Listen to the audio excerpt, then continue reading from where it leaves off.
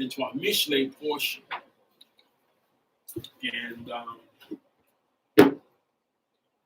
while we're going to our Mishlei portion, please be seated. Please be seated, everybody. Shabu. I believe we're in Mishlei, 28th chapter now. Ask our viewers to please pardon our technical difficulties we had this morning.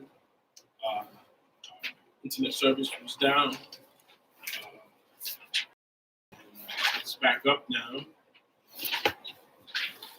And we try to proceed on. But I believe 28th Proverbs, we should be at now. Proverbs 28.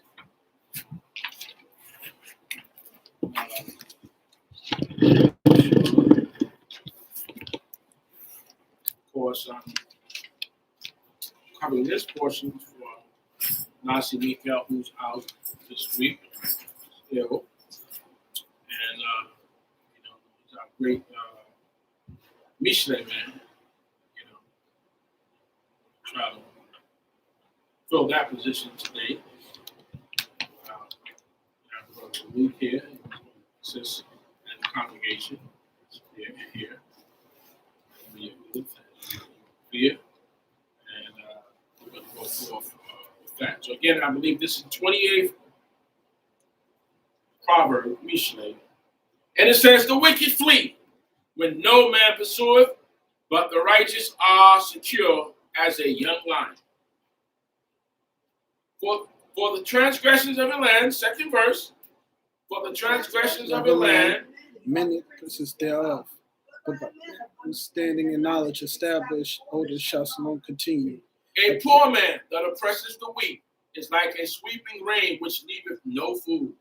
They that forsake the Lord praise the wicked, right? But such a keep the Lord contend with them. Evil men understand not justice, but they that seek Jehovah understand all things. Better is the though he be rich. A wise son observeth the teaching, but he that is compassion of gluttonous men shameth his father. Gathereth it from He that turneth away his ear from hearing the law, even his prayer is an abomination.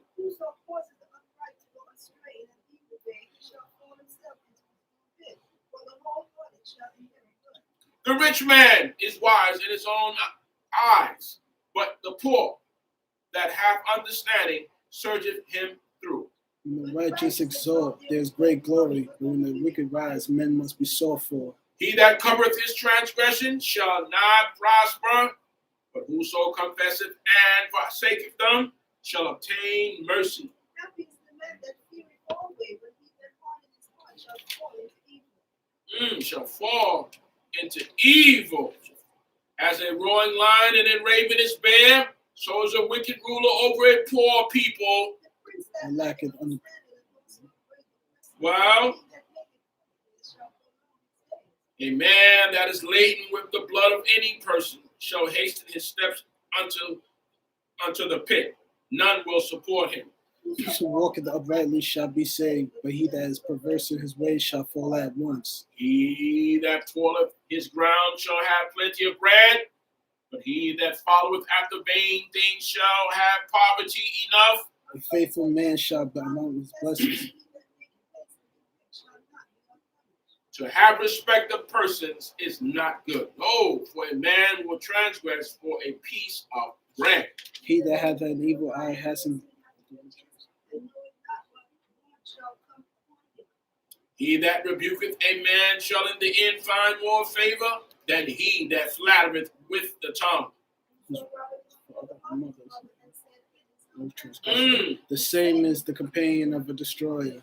He that is of a greedy spirit stirreth up strife, but he that putteth his trust in Jehovah shall be abundantly gratified. He that trusteth in his own heart is a fool, but whoso walketh wisely he shall escape. He that giveth unto the poor shall not lack, but he that hideth his eyes shall have many. a curse. When the wicked rise, men hide themselves, but when Wow. they perish, the righteous increase.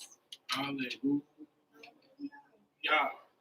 All right, let's look at this Proverbs 28. Very unique. That starts out, that says, the wicked flee when no man pursueth, but the righteous are secure as a young lion.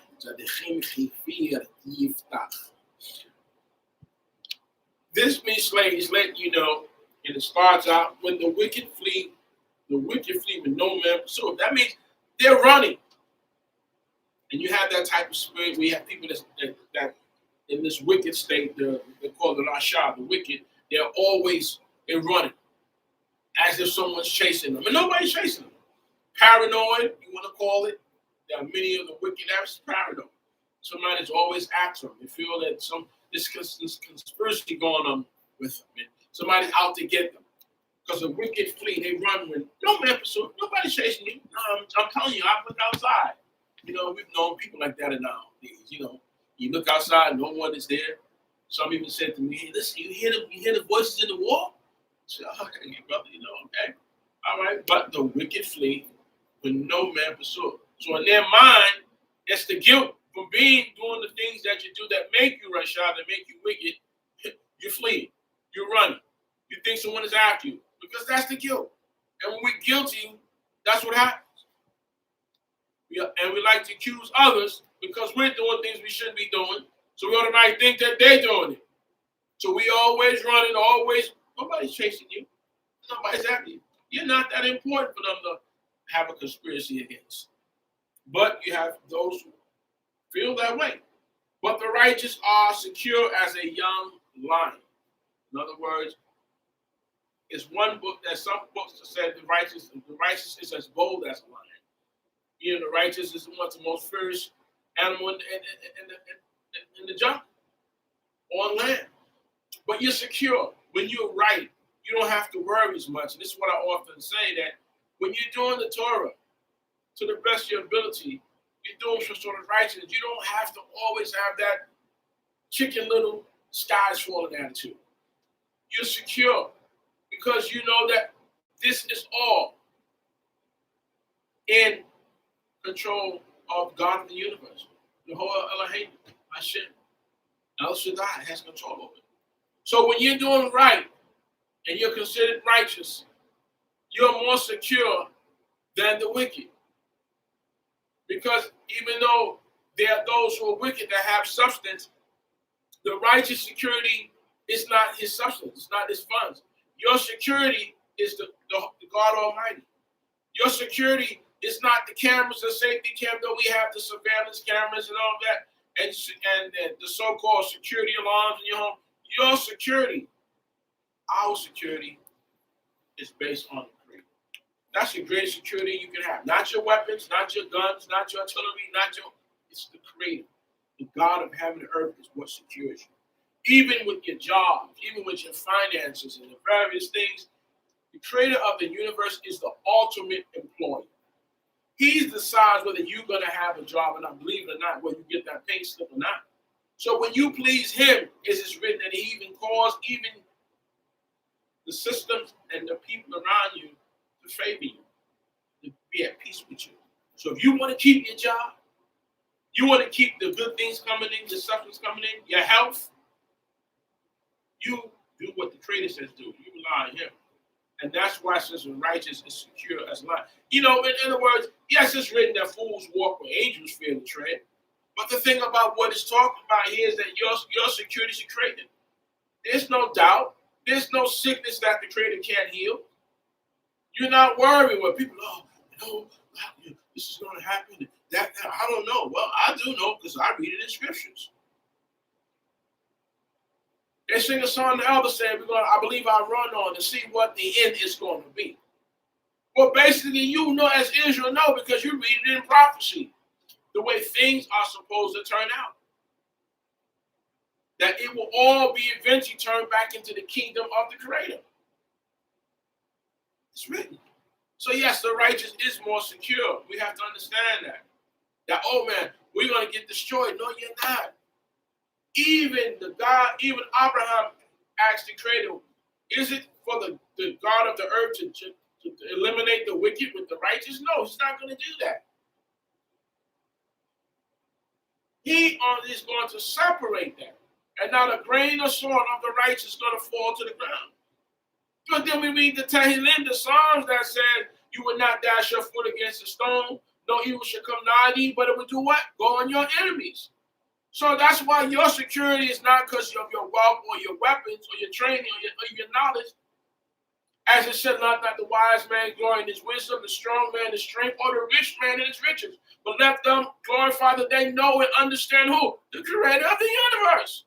That's why you're secure more than the wicked. You're not worried about the sky falling, the world's going to be destroyed. Because if you watch TV, the world's getting destroyed. Now, whatever happens, it says, and you read where it says, oh, if the sun and the moon dissipates, Israel as a people is gone. In other words, God saying, those elements in the sky forever, and so is my people Israel. So if you're doing the right thing, you're Israel, you don't have to worry. You prepare for things. It says when nations prepare for war, what do? Israel prepare to meet what? Their God. You see, your strength, your nucleus, your power is in the Creator. Though we have substance and knowledge and wisdom and strength, all, but that's not what our reliance is on. We rely on the Creator of the universe, our God, because we're the children of the what? The Most High God. So yes, you're secure. This righteous man is secure. He's not doubting. You know, even when you can't see things tangible, you know that it's going to be okay. You know that you're going to get delivered. And that's the way that you have to think in opposed to all the people out here. Because they're looking on things that are more that's tangible to them, or they're relying on the system or their own strength. But that's not what we want. So yes, we're secure. We're not worried about a lot of things that people worry about. We prepare. But our trust goes in the Creator of the universe. That's why the righteous is more secure. I have to speak on that because that's really, even through what we're going through now, the Creator will deliver. As I said, Yehoyada, He will provide. Even when they say this, we have a saying that says, well, there's a will, there's a what? Yes. Well, hey, we say there's a God, there's a way. And if you're doing right with this God, you're going to be part of that will, and you are going to be the way. He's going to make a way for you. For the transgressions of a land, many are the princes thereof. Okay? But a man of understanding and knowledge established order shall long continue. When you understand what the Creator, as he said in the book, let not the wise man, the rich man, all that, or the man of strength rely on those things. Let them know this, that they understand who the Creator, what He wants. So when you understand the Creator of the universe, and you will have order. God is about order. So we have to stand there. So for the transgression of the land, many are the princes thereof. All right? You don't want to be a leader or prince or anything in a wicked state. What exalt your rule, what exalt your office is righteousness. Whether you're king, whether you're lieutenant governor or governor, a mayor, what preserves you is the Creator, the God of the universe. So when you take those positions, you have those positions, you want to be righteous with the Creator and the people. And that's what preserves you. That's why it's written that a good name is better than silver, what, and gold. Not that we don't want silver and gold, but your character, okay, is more precious. And so your name is more precious. And that's what you want, a good name, a good representation. Okay? So it goes to say a poor man, all right, one that's rash, or thou, should I say, a poor man that oppresseth the weak. A poor man that oppresseth the weak is like a sweeping rain which leaveth no food. when the rain comes through and it's fruit and wash the crops away, that's compared to a poor man. He's poor, but yet he's oppressing the weak. How is that? You don't have, but yet you, a poor man, oppresses the weak. Why are you oppressing anyone? So that's why it says compared to like the rain, which what? Sweep away the food. All right? Leave no food. All right? A poor man that oppresses the weak is like a sweeping rain, which leaveth no food. That's not to his advantage. Okay? They that forsake the law praise the wicked. Now look at this. See, it's not that you say, well, I don't do this, I don't. But if you don't keep the law, it's like compared to being wicked. Okay? And look what it says, the other half says, but such as keep the law, content with them. In other words, you don't have to go into someone's face that is wicked saying, you're wicked. This is what I'm going to do to you. You're wicked. No. All you have to do is keep doing righteousness. You automatically contend with evil and wickedness when you do righteous. You see? You don't have to confront everything directly. Just keep doing righteousness. You automatically send a message. And that's why a lot of the systems that exist today in the world don't want the Creator's kingdom, God's kingdom, to exist. Because then they have to stop. They can't do what they want to do. Because it's about God and the people, not about them. Not about them filling their pockets. Not about them with their control. God's world, which is we're going to end up back to that, is about feeding the people. It's about righteousness. So that's why it said that those who forsake the law, it's like saying you praise the wicked. And I know you don't want to look at it like that because you're doing it. It's either you're going to serve the Creator or you're going to serve the systems. And 9 times 10, when you serve the systems, you're going to be involved with things that are not correct. So that's what it says, but such as keep the law, content with them. All right, because now if you're doing things in your own eyes and the eyes of those who are not righteous, then it's like saying you for the wicked. What side are you on? So Moshe said those who are on the Lord's side, well, why was there 2 sides when everybody should have been on one side? But it's not so. So not doing the law is considered as those of the wicked. They that forsake the law praise the wicked. Wow. And I know we don't want to think of it like that. But who you support, it's like saying, well, look, I'm not voting. I don't like no one. But when you don't vote, you put the other guy in office no matter what. Because you stood down. Your voice wasn't heard. Well, in not doing the law, it's like saying you're praising the wicked. But those that keep Torah, you content with them. Because you're showing, I'm living by this system. They say action speaks louder than words. In what way? Because what you're doing. We don't have to do this talk all day. But do our walk match our talk? Well, you can talk by just action. Your action speaks a lot how you live. And this is what it's talking about. The such as keep the law, content with them. You never seen them in your life, but you content with them based on how you live. If you live a righteous life. Listen, you can take a clean glass and a dirty glass and put them beside each other, and you know the difference. You can look at them and see the difference. You can watch and see how people live their lives.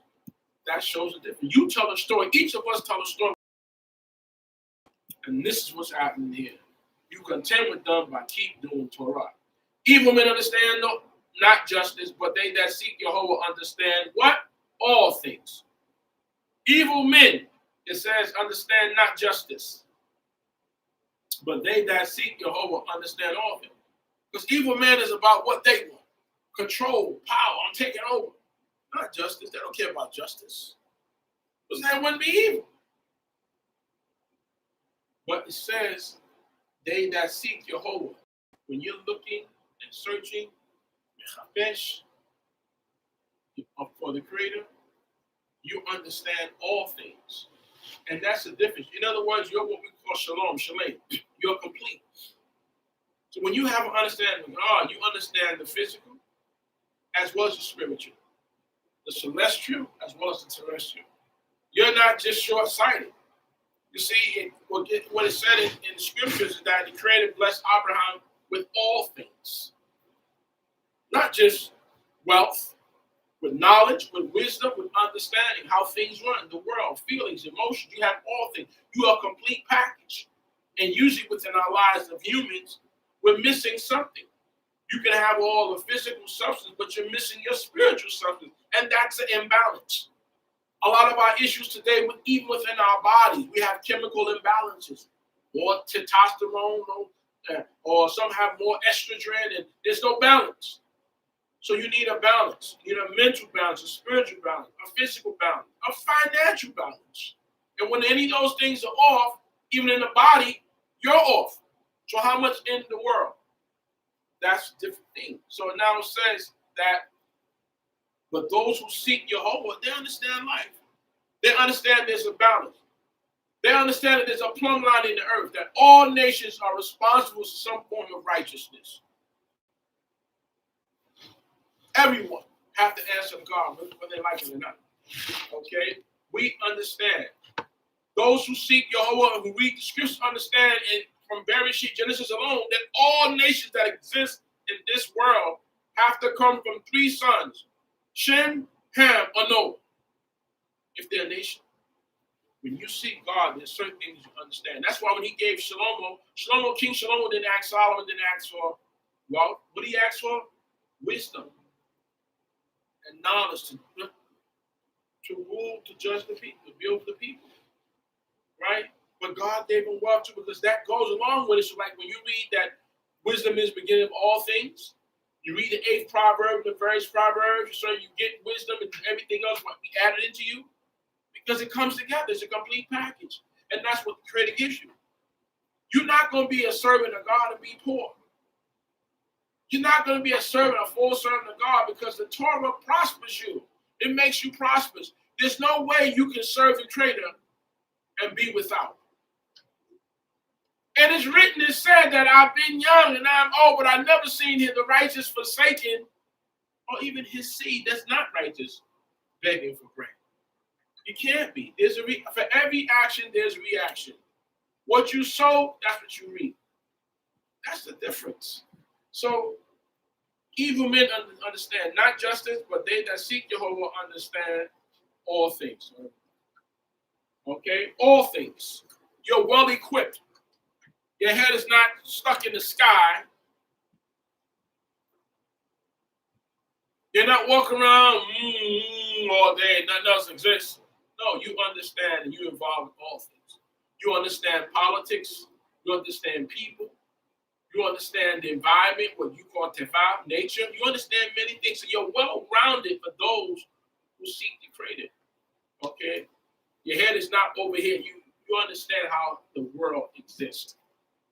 Okay. Better is the poor that walketh in his integrity, that is perverse, all right, than he that is perverse in his ways, though he be rich.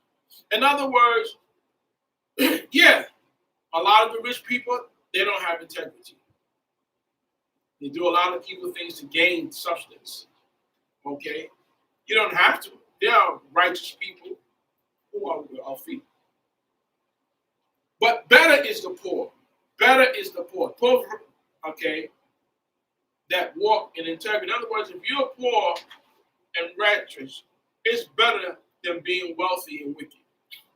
Because in that poverty, whatever form of poverty you have, you walk in integrity. And you want those kind of people around you that you can trust, that deal justly. They may not have a lot physically, but spiritually, they have. But financially, they don't have. So it's better, it is.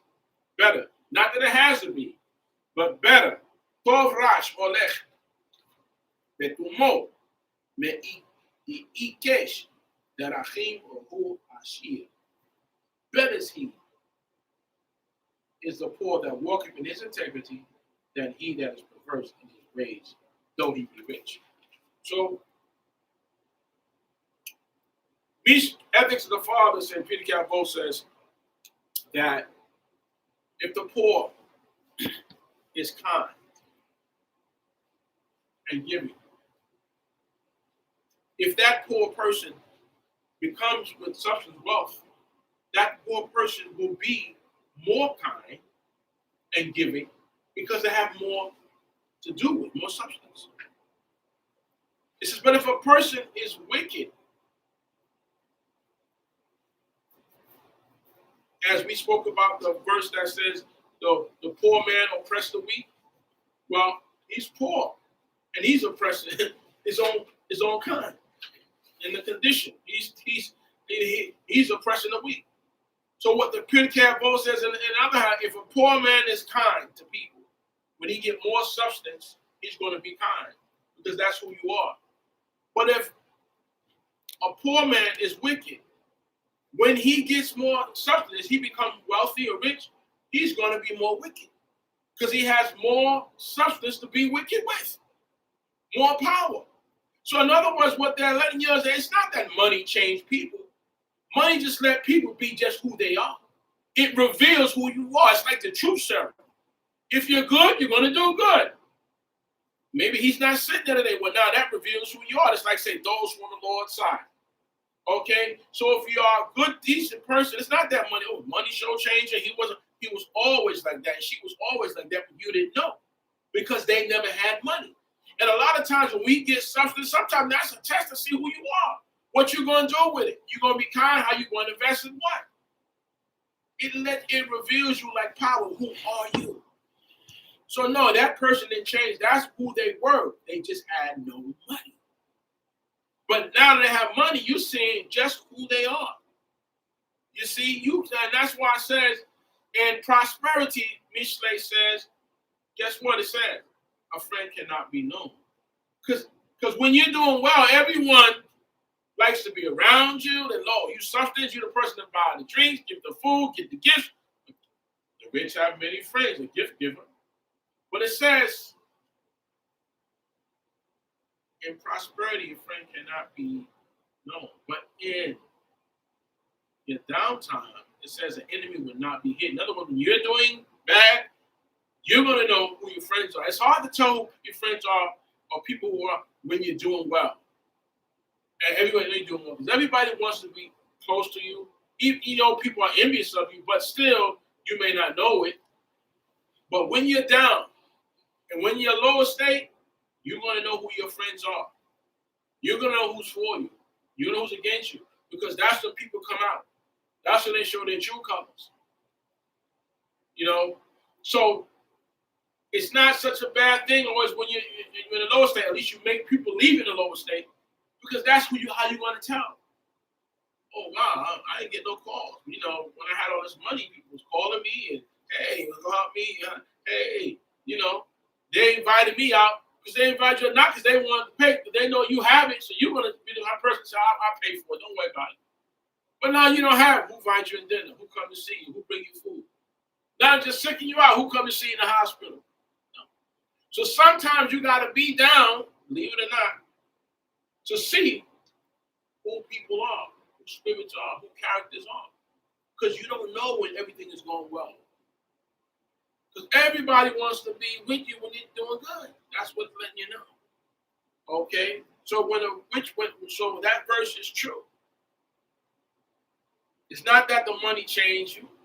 Though the system tell you money, well, parts of other people because the money is the root of all evil.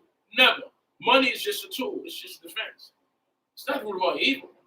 It's the person, the people that's the root of the evil. Money won't do nothing. It's how you use the finance. And then how you obtain the finance. That's the difference. Who are you? There's a promotion scripture talks about that in the book is here promote you for bad. But you can be promoted. He said, how can that be?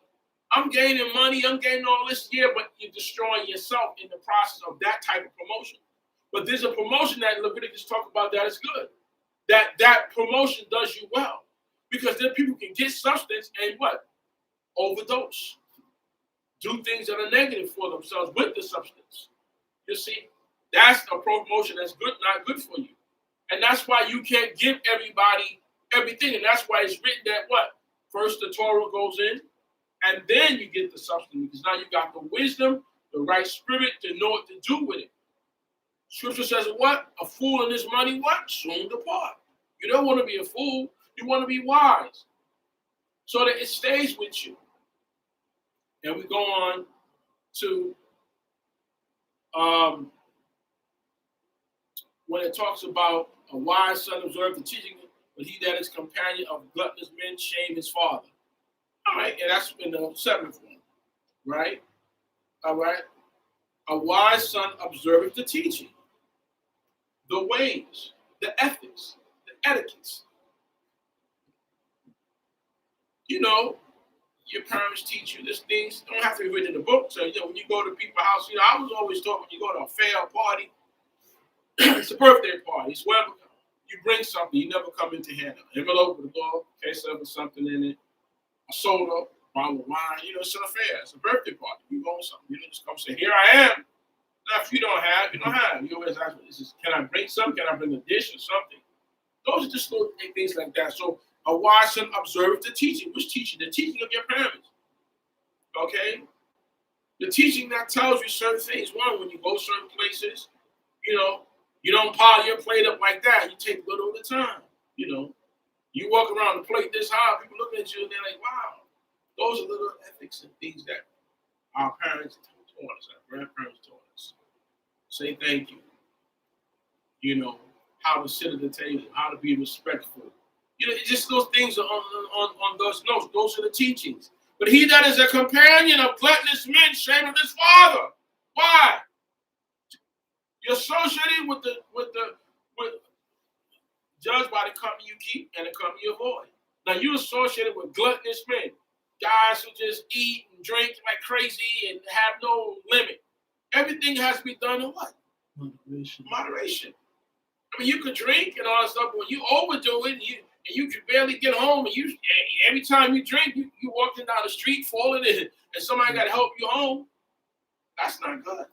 Or you eat until you get sick, like it's running somewhere. No.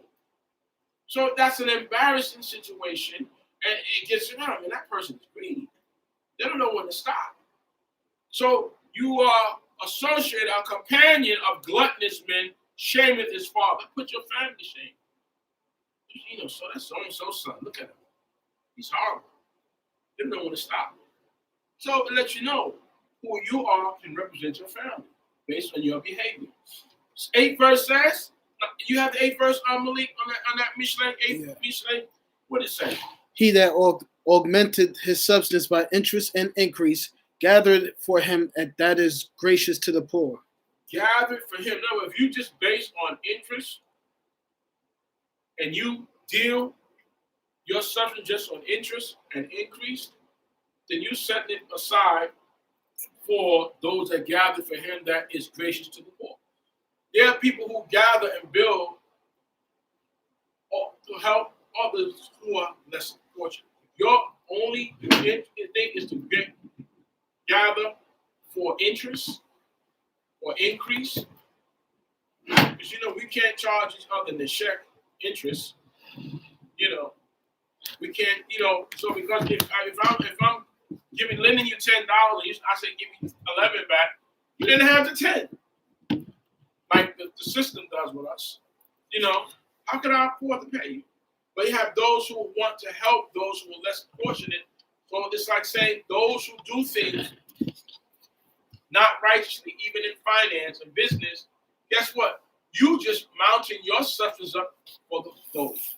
It's like saying, there's a part of the scripture talks about the wicked leaves their fortunes for the righteous.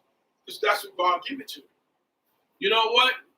I'm going to bless you with that. That's the substance that they had, but I'm giving it to you because you're righteous. Auntie left you this substance, this inheritance, not to even her own children who wasn't right with her, but to the niece who dealt good with her. That's what happens. The wicked build up all that wealth to lead to what? The just. It's written. So when you live on interest and increase, it's as if you're going to leave it to gather it for him that is gracious to the poor. That's what comes to it. So stay righteous with the Creator, and he'll bless you with substance that the rich would have. I always say, when you go to that auction, you buy that car you may have normally couldn't afford, that the wicked guy lost for whatever reason, that's your blessing. That was set for you.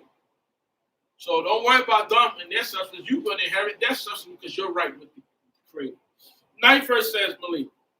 He that turneth away his ear from hearing the law, even his prayer is an abomination. So if you say to God, if you don't want to hear the law, but yet you want to pray to God, it's like saying your prayer, you don't want to hear what the Torah without leaving you the information. I'm leaving you how to guide your life, but yet you want to pray to me? That's what he's saying. He said, your prayer is an abomination to freedom because you turned away from the Lord. Why should God listen to your prayer? But it's written that Israel is not that my ear is heavy that I can't hear, my hands short that I can't say. But your iniquities have separated between you and your God. Next verse says, whoso causeth the upright to go astray in an evil way, he shall fall himself into his own pit, but the wholehearted shall inherit good. all right, the wholehearted shall inherit good. So if you have a whole heart, as I said, they use this time in many cases, you know, that the time that Noah was, time, it says, you know, you will yin halu Torah, you will inherit good. So keep a good heart, brothers and sisters, because goodness will come to you. You understand? But those who causes the upright, that means those who cause the upright to go astray in an evil way. See, you can cause the upright. It's written that says the righteous is more excellent than his neighbor. But the way of the wicked seduces them. In other words, you're better, you know, because you do Torah, you fear God, you're better. But sometimes you will have those who have more substance and, man, you still keeping those Shabbat. Girl, you still going to that place and worship. You need to come out here and get with me, get with this, do this, do this. Because look, it's not benefiting you. And if you listen to that, you're better in the righteous things. As it's written, we just read a verse that says, the poor is better in his integrity than the rich that has all these riches that are wicked. So now, they look at you, you have people, you know, your acquaintances, even associates, they look at you, and you may not have more physical substance as they have, and they go out, they may do evil things to get those things, and they kind of convince you, listen, come do what I do. It may be, come work on Shabbat, man, that thing, look, I don't make 3 times as much. So the righteous is more excellent than his neighbor, but sometimes they keep listening to you, and it's finally wear you down. But the way of the wicked seduces them, and you become like them when you was upright. So when you cause the upright to go straight in an evil way, what happens is you shall fall yourself into your own pit. You set the pit, you set the trap before they're in. Because you don't steer people off the path. The Torah talks about what? Don't lead the blind astray. And you know the right way. Now you may lead the blind astray because you don't know. It's like the blind leading the blind. You know, but you don't know. You meant well, but it was the wrong thing. But when you intentionally do tell people to do wrong things that are not good, then you have to pay that price. You're responsible for them and that. That's the difference it talks about. Okay. 11 says, the rich man is wise in his own eyes. Well, but the poor that hath understanding searcheth him through. Right, searches him through. He know the deal. If the poor that has understanding, the rich man is wise in his own eyes. He's for his own benefit. He's looking about himself. But the poor man who has understanding, search him through. He can look through him and see, this guy's about getting over him. He's about, that's what you have. So God gave you understanding, you have it. They don't know how you see through them. You see? But you have understanding, so you know what he does, how he deals, and you have understanding. And that's one of the greatest things that you can have, understanding. You know, when you have that understanding. And that's what you seek for, understanding. You know that person's no good for you. You understand that. They're not. So they're rich, but they only want to utilize you for their benefit. They mean no good to you. But you can see through them. And the 12th verse says, when the righteous exult, there is great glory. Right. But when the wicked rise, men must be sought for. Right. When the righteous exalt, there's great glory. Right. Because you know that the righteous, when they exalt, they're happy. They give things. They take care of people. They offer things. You know, to help people is happy. But when the wicked rise, men must be sought for. People be missing. Where's so-and-so? They done killed somebody, hit them, did all sorts of evil things to them. So you must be sought for. Because when they rise, they're going to do evil things. They're going to murder people unjustly. You won't find them. Men must be sought for. People start hiding. Man, listen, I'm not coming there because this person's in charge now. In other words, you run people away one way because now guess who's in charge? When certain men comes to job or women, people say, man, I'm putting in my papers. I'm out. Because I don't want to deal with that person. Yeah, you're going to be playing. It could be a connection too. You can be a messed up leader. People start leaving, going other places. Even people in the church saying, man, I ain't going that way. That person, they leave. They run. See? So you want to be a good person, good leader, good boss, All right, 13 says, he that covereth his transgression shall not prosper, uh-oh. but whoso confesseth and forsaketh them shall obtain mercy. So in other words, you cover it in the sense that you don't admit it, you don't acknowledge it, you hide it. No, you got to confess it and you got to deal with it. That's what it's saying. Okay, though it's written that wise man will hide his shame, you understand? You cover your shame, but when it comes to your transgressions, you don't cover them, act like they don't exist. You deal with them so that you become a better person, okay? But those who confess them, forsake them, and forsake them shall obtain mercy. So you stop doing that which is wrong, you confess them, and God forgive you. And you do that which is right. So there's responsibilities, not just acknowledging them, you must change from them and do that which is right.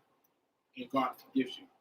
The 14 says, happy is the man that feareth always, but he that hardeneth his heart shall fall into evil. Right. Happy is the man that feareth always. And you have the fear of God constantly. You have compassion for people, loving people. You're going to be fine. But the man that hardeneth his heart shall fall into evil. Y'all don't have a hardened heart. We don't like to give. We don't like to help people. Who just has that type of spirit, that confidence, that, hardened. You're going to fall into evil. Evil content. Listen, you sow, you reap what you sow. You reap what you sow. You out there and you're not sowing good, that's what you're going to get back. What you put out. And what's deep, what you got to understand is, it's not just you. You got to understand your children, your grandchildren, your children's children. It could affect them. Because you didn't do good, they said, I didn't like your father was an evil man. And they would do harm to you because of that. But they'll say, you take care of them because I know the grandfather, he was a good man. Because your grandfather was good. Well, what did God tell us? Because Abraham listened to my Lord, you're blessed. He was a blessing to nations as well as his own people. But because I promised them, because they were righteous with me, Israel, you're blessed. So it falls the same way. Visiting iniquity that falls upon the children, but also showing kindness to those that love me and keep my commandments for X amount of generations. So it goes on. So you want to be good. When you do righteousness in Torah, it's not just for you. It's for your generation that you haven't even seen yet. They're blessed. And that's why it's written and said, the preacher said, what? I've been old, I've been young, I'm old, but I've never seen the righteous forsaken or his seed begging bread. His seed may not be righteous, but he's not begging bread because God's taking care of him. As I often say, there are many good people in the churches and the other houses of worship. And because they're good, you might be blessed. God's going to give you good when you do good no matter what. And they're doing it, they don't have the knowledge of what you have, but they do things what they know is right to do, and they're blessed by it.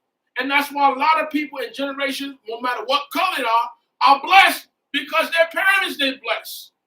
And they took care and they helped our people. And therefore, God blessed them in their generation, just like he blessed those women that did not do those young men those babies in the river.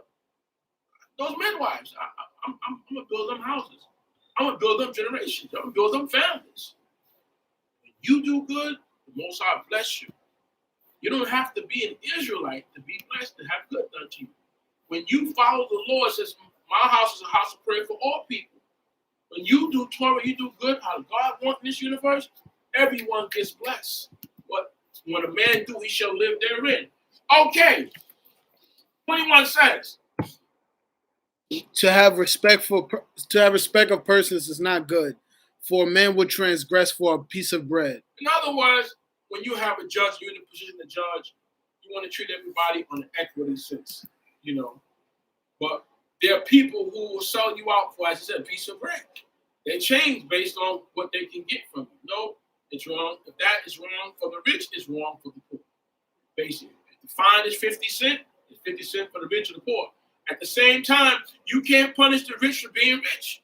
You can't hate the rich because they have money. That's not just.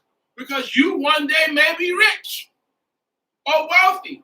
You can't say, well, they should pay more because they're wealthy. No. Even in a certain tax that God put on the people, he said the rich should not pay more or the poor should not pay less. He made it affordable.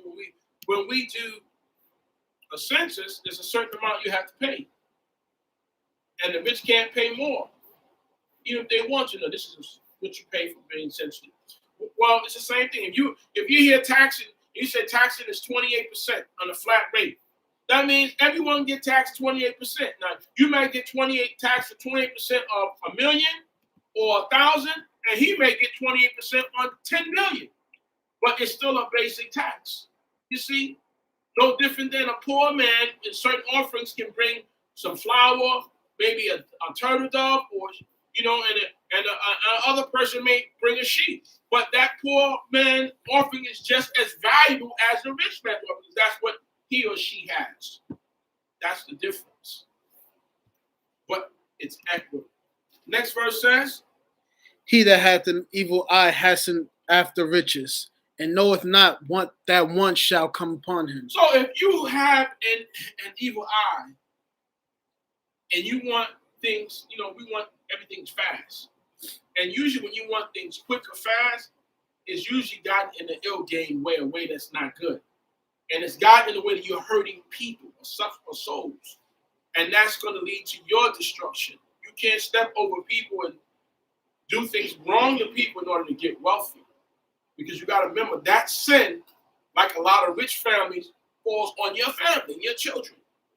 All right, so you don't want that. You want to get your substance in a way that is blessed, that it does good to your children. As we said, even with the slave master's children, you're receiving benefits from slave labor that was built on this country, but you too must understand you follow the consequences because you're the benefactors of it. You see? So you want to get things done in a way that is right. And he that had an evil eye hasted after riches. Okay? And you hasten. Don't be in a haste. Okay? Because that causes you to do things that are not good. And know of not that one shall come upon him. He's going to be wanting in the end. Because it's lacking chaser. But know you there, he chaser, yeah, or and new will come upon him. You don't think you can do all this stuff out here to do evil, to gain power, money, and you want in the end, what happens to most of those people? They end up with nothing, or they end up dead, or the children end up dead with tragedies. Is that how you want to live? So you did all this stuff out in the world, murdered people, took up bad people, did all this stuff, and you think that you're going to live peaceful? That your plane not going to fall out the sky? No, it's not going to work. You want to gain things the righteous way that you and your family bless generations. That's the difference. Okay. And says, 23rd says, 23rd verse, he that rebuketh a man shall in the end find more favor than he that flattereth with the tongue. In other words, you blabber all the time.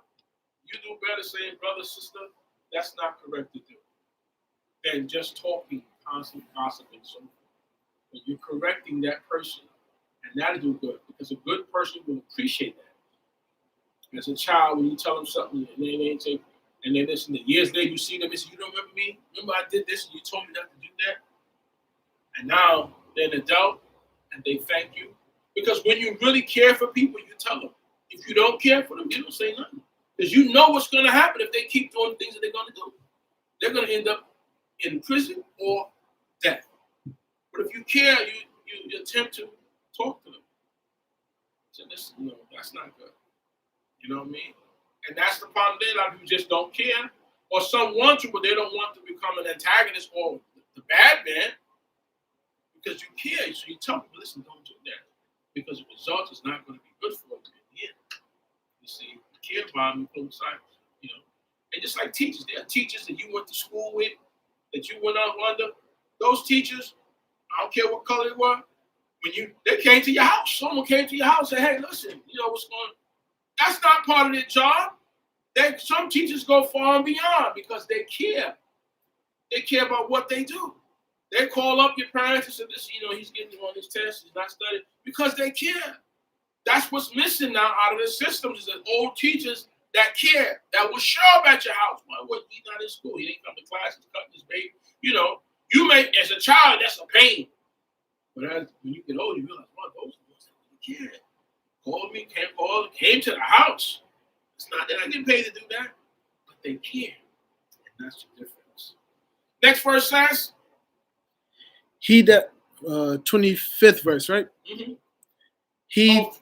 24, sorry. 24th verse. Whoso robbeth his father or his mother and saith, it is no transgression, the same is the companion of a destroyer. A destroyer, why? You rob your father, your mother, you can take that metaphorically or directly. You steal from them, you take from them, you do things, that's my father. But they didn't give you permission for that, that's my mother. You're a destroyer. And if it's a physical rob, take it, that's told off. Because there's no chabed, honor your father and your mother. Because you figure because it's my mother, my father, it's okay, it's family.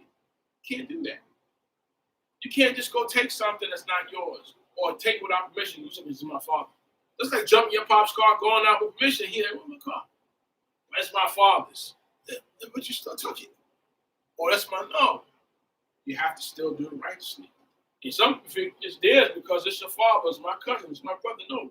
Whoso robbeth his father or his mother and say it's no transgression, because that's my father, it's a transgression.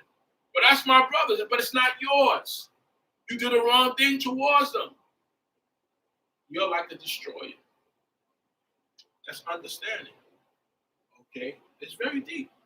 There's people steal money from their parents, they think the parents don't notice. But God sees it. And you get beat years later for it. Taking it, not knowing it, doing things not knowing, taking their credit cards and go, people do all kind of stuff. You don't have to put a gun to their head. It's wrong. And you will pay for what you do. 25th verse says, he that is of a greedy spirit stirreth up strife. Oh, you stirred the strife. Why? Because you're greedy. See, you can have a big appetite, but you're greedy for gain. Of a greedy spirit stirred up strife. You stir up problems. Because there's a balance that's not good. So now this means you're going to end up taking something that's not yours. Or, as it says, but he that putteth his trust in Jehovah shall be abundantly what? Gratified. You see? God gives you satisfaction. It's a very, he talks about all the time. You will eat and be satisfied. Because sometimes you eat and you're not satisfied. I ate all this stuff, but I still want something else, and I don't know what I want. I got all this food in the cabinet, but I don't want none of this. Satisfaction comes from the Creator. That's just like happiness. We like the little things, the little toys. And the difference between men and boys is the price of their toys. We like our toys when we're young or old. We like various things, but guess what? Those things are not really true happiness. Same with women are the same way. You can buy all the little things, the clothes, the diamonds, all that, but truly, those are just, as I said, sometimes we say in the world outside, those things are how we keep score or how we doing in our finances, how you keep score. But that's not happiness. And that's why you find a lot of people with money self-destruct, destroy themselves because they're not happy. There's not a balance there. When you look at that, you think that's happiness because you have substance. No, you want substance. But remember, it has to be a complete package. You can buy all the diamonds you want, all the houses you want, the cars you want, you still be miserable. Because happiness comes from the Creator. And it comes from within. That's the honesty. And it comes when you love and you give love and you show love. You be happy when you see your family enjoying things. You sit back and watch your children, grandchildren, niece, nephew enjoy things, food, whatever, have outings. It's not so much you, but you get your pleasure in watching other people get satisfactions. That's different. But if you think that because you have all these things that's happening, that's what happens when people they go out the world, they figure they grab all this stuff in a way, they think that, no, and they're still miserable. And people say, man, you got all of this, man, yeah. When I look at all the different celebs that died from ODs or whatever, it was Whitney or different ones, I ask, well, what happened? Those who hung themselves, or when the people are depressed. People make what comedians who made people laugh died of depression. So the key is, are you happy? Are you happy from within first? Get your card, whatever, but if you're looking for happiness, true happiness within, those things are not going to fulfill that space. That's just temporary. You need real happiness. And sometimes as happy as a person who has with your portion. You may not have a lot of money, but you have enough to get through, and you have love. You have your family loving you, your children are good, they're healthy, you're wealthy, you're happy. Then having all out of stuff, you got all sorts of issues. Because with that sort of stuff comes other issues.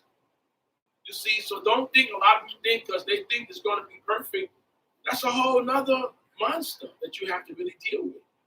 So that's why it says, first seek the kingdom of God and everything added into after, so you have a balance and you get the various things. Like I say, hey, if you to the point where you only driving a name brand car, listen, there may be a point where you can't get a name brand car.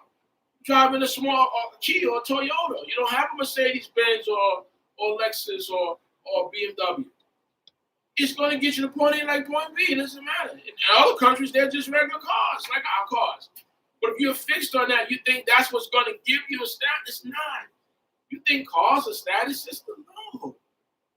You see? And then 1 minute you have it, then you don't. Listen, you got to be able to get on the bus, the train, whatever. Sometimes you don't have it, but it's okay. Even when you have that stuff, you may have to do that. Things happen. But if you're just fixed on material things and think material things alone, you're in trouble. And that's what you see out there with a lot of people who amount to those things, and they're trying to figure it's a disaster. Because true happiness doesn't come from material things. They can help, they can assist. Those are temporary fixes. They're just toys. You think that children, when they're coming up, children like to see their family and parents. You like giving them things because you want to give them things maybe you didn't have. But the true thing is time. They rather have fun in the park, playing, whatever. All those things you buy them, you know what happens to them? They leave them right there. They're going to mess with your stuff. You just go play with all the toys I bought you. No, it's about you. It's the time. And that's what sometimes the wealthy have to understand. They're not home, but the children, other people raise those children. And that's who those children end up liking or loving. The nanny. The babysitter who spends time will play with them with their toys, or because those toys will sit there. The only time those children play those toys when other kids come over, they say, "It's mine." Otherwise, they ignore them because it's about time, spending time. It's about walking in the park. It's about playing. They remember that more than that toy. So it's not the toys that you buy them, or it's the fact that you spend time with them. You may play with them with the toys. Understand? It's the time you miss your family. And that's what you can't replace, no matter how much it's not it. It's being there for them, loving them, doing things with them. That's more important than the little toys they have and all the cars, Because it's like saying, what's good is having wealth you can't share with the ones you love. And watch them enjoy things. That's the difference. Missionaries a lot. When as a teenager, I grew up on a lot of this. What kept me and guided me throughout my teenage years, to make the choices that made them right. Because you're in the real world, and you need information that can help you get through these things. Spend a little time on this. We're going to get into our Torah portion, but it's very important to understand what you have before you. This is gold. There's no reason why we should be without anything. We have the greatest book in the world put together. They call it the Bible, which means a library of books. And in those books, the Torah means instruction. Though they consider Torah the first 5, it's really all of it. Because you get instructions in everything within our writings. Yes, it's a Tanakh, but the thing of it is, if you use the information in here, Knowledge plus application equals success. Not just to read it, but apply it in our lives. The reason why we should be broke. The reason we should have, because it tells you here what to do. He also told you what to do when you have, and then when you have a lot, he tell you how to what?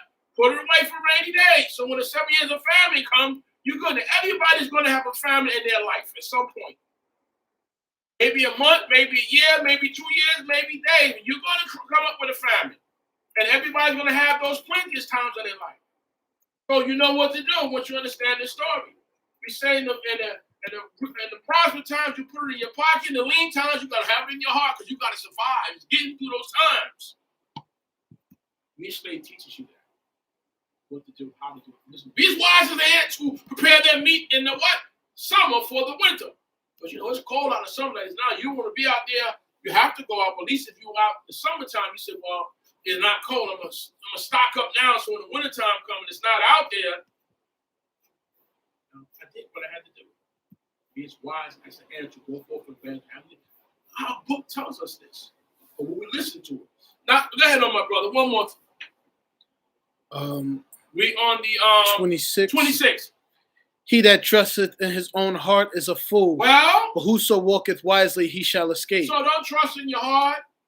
It's a fool, because it said the heart is deceitful above what? All things. But if you walk wisely, you trust in Torah and the wisdom and the information here, you will get through this. He shall escape.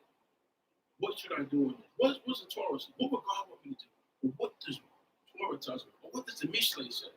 So you don't look at things in your own heart, because if you work on your own heart, you do things that's not correct. So you're going to end up in prison, or you're going to end up in the ground. So, but guess what? Now you're going to use the wisdom of Torah, of the elders, of my son, listen to my father and thy mother. Well, I'm going to do it this way. And then it says you will escape. That's the difference. You won't fall into the pit. 27 says, He that giveth unto the poor shall not lack. so you understand that. When you give to those who less fortunate, you're going to have. That's why they say you give more, you get more. Those who give more get. You see, that's the recipe of the time. Those who give to the poor shall not lack, but he that hideth his eyes shall have many and what? Curse. Like, you know they need, but you act like you don't know, or you turn. I'm not talking about the people who got the hustle going on, out there that said, you got $10, you got $5, and they rack up tomato out there, and they said, and they got their nice cars and all that. That's what I'm talking about. That's a hustle. You know that. You go out there. I don't have no food. I don't have that. Tomorrow to be back to the same spot, and you offer them a job, they don't show up. That's a hustle. Okay. I remember I told you a story when we was on the train one day, and the lady came on there with a child, and she was asking for substance. So this man stood up and said, "Listen, I tell you what." She said she don't have a place to live. Her and the child. He said, "You come to my office today, I'll guarantee you, within a day or two, you'll have a place to stay on." He said, "I'm the head social worker over so and so." And the next day we seen him, the day after, whatever. He said, "No, she didn't come." Because that was a hustle. He said, "I will guarantee you're going to be in." Did she show up? No. Of course, not going to come. That's the hustle. That's the game. Use the kids, get up. We're not talking about that. Those who are actually poor. They're doing everything they can, but sometimes they have jobs, have everything, but it's just not working for them. You see, and you need to think about the deep thing. It says, a rich man and poor man meet together, but the Creator is to make up the load. And that God decides who will get wealth, who will not. And even though God didn't give him wealth and he's poor, it's still your responsibility to help him. It's like saying you the repairs of the breach, the restores of the path to dwell in. God may spend people, but it's your job to heal. You still got to be there for your brother and sister. Though they're going through something, that's what makes us different. All right, go bind them up. They know what they did wrong, but you still got to heal. So I'm saying, though they're poor, whatever means, your job is still to assist them. You don't turn away from them. They need a pair of shoes, they need a coat, whatever. It's not you supplying them for what they want. Hey, listen, I want a BMW. No. That's not what this is about. So don't let people play you with that. You know the word, you understand the word. That's what you got to understand. Don't let them play, well, you're supposed to be a man of the Bible. No, I'm not supporting supporting you. That's not going to do it. That's why we talk about this public assistance. You know what assistance means? Assist means to help. That means you're doing something for yourself, and I'm helping you help yourself. But if you're not doing nothing, expect someone to totally take care of you. That's not what this book is about. No, don't let no one use that against you. This is sincerely, there are people who really in dire situations that really need, and you help them to the best of your ability. But don't become someone that's con. Because there are a lot of con artists out here. You gotta, and you'll be able to distinguish between them.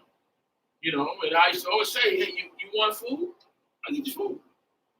You in front of the restaurant, you say, you want something to eat? Or I say, oh, I don't want this food. And you gave it me now. You're here asking for something to eat, but I don't want this food. What food do you want? Down the block. Let's go. No. And I was in a place one day, and lady said, listen, don't buy nothing for him, because as soon as you turn to leave, you know what he does? He bring it back, say, I don't want it. You want the money. I'm not here to control your habits. You can't afford those habits, but if you want to eat, I don't care what color you are, I'll help you eat. We can feed you. You know, but so you'll know how to discern. You'll see what you want there. And don't mean you're going to get the most expensive menu up there. I don't need that. I want number one. You can't afford number one. Here's number 5 down here. You know, then the ones that there, so you leave, they still game. Listen, what are you doing?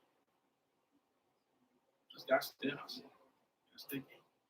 Next verse says, when the wicked rise, men hide themselves. Right, they hide because why? They're wicked. But when the righteous king rule, people come out. But when the wicked, they gotta hide because the wicked is out there taking advantage of it. That's true. Go ahead. That's it. Yep. Hallelujah. So I hope this was not conveyed a little lengthy, but I want to give you a little details in reference to Mishlei and coming up. You know, we should do Mishlei a lot. Those of us that were teenagers and speak on it, you know, and it's easy to apply that because you live that life every day. Life and death is chosen by the tongue. You choose to eat the fruit thereof. So you learn how to, you know, when you're out there, govern your words. You know how it is when authorities approach you or you speaking to your supervisor. And I remember I was in the store one day and the individual called in and the boss told him, listen, I'm not your friend. I'm your boss. Okay? Get that right. You come into work or you're fired. Simple as that. You know, he was starting doing like he's his friend. No, there's a difference. Torah teaches us to put a difference between sex life, between unclean and clean. You got to know the difference. I'm not your friend. I'm your father and I'm your mother. I'm your grandfather. Don't expect me to be your friend. I'm not your friend. It don't mean that you don't have a friendly relationship, but you got to understand your children that you, the Ima and the Abba and the grandmother, grandfather. I don't have to be, I'm not your friend. Friends come and go. But father and mother, that's it. Know the difference. Watch your tone. Watch how you're talking. You know, understand. All right, you're going through, but remember, they're still your parents. Your children are your children. You got, so Mishlei teaches you things, how to behave, when you're going, what to do, how to, you know, what to wear, what, you know, everything is in here that you can apply in your life. So utilize it. Don't just read it, apply it. Okay? And hopefully, when you will see the difference on what the elders were saying in here, the wisdom, knowing the wisdom of the streets when you're out in the world, how to survive, what to do, what not to say. So many things that you can look to and you can attest to whether you're male or female in this. So I say hallelujah to that. And as we go forward with our Torah portion for today, I believe we in Beshalach. Okay. We're going to start with that.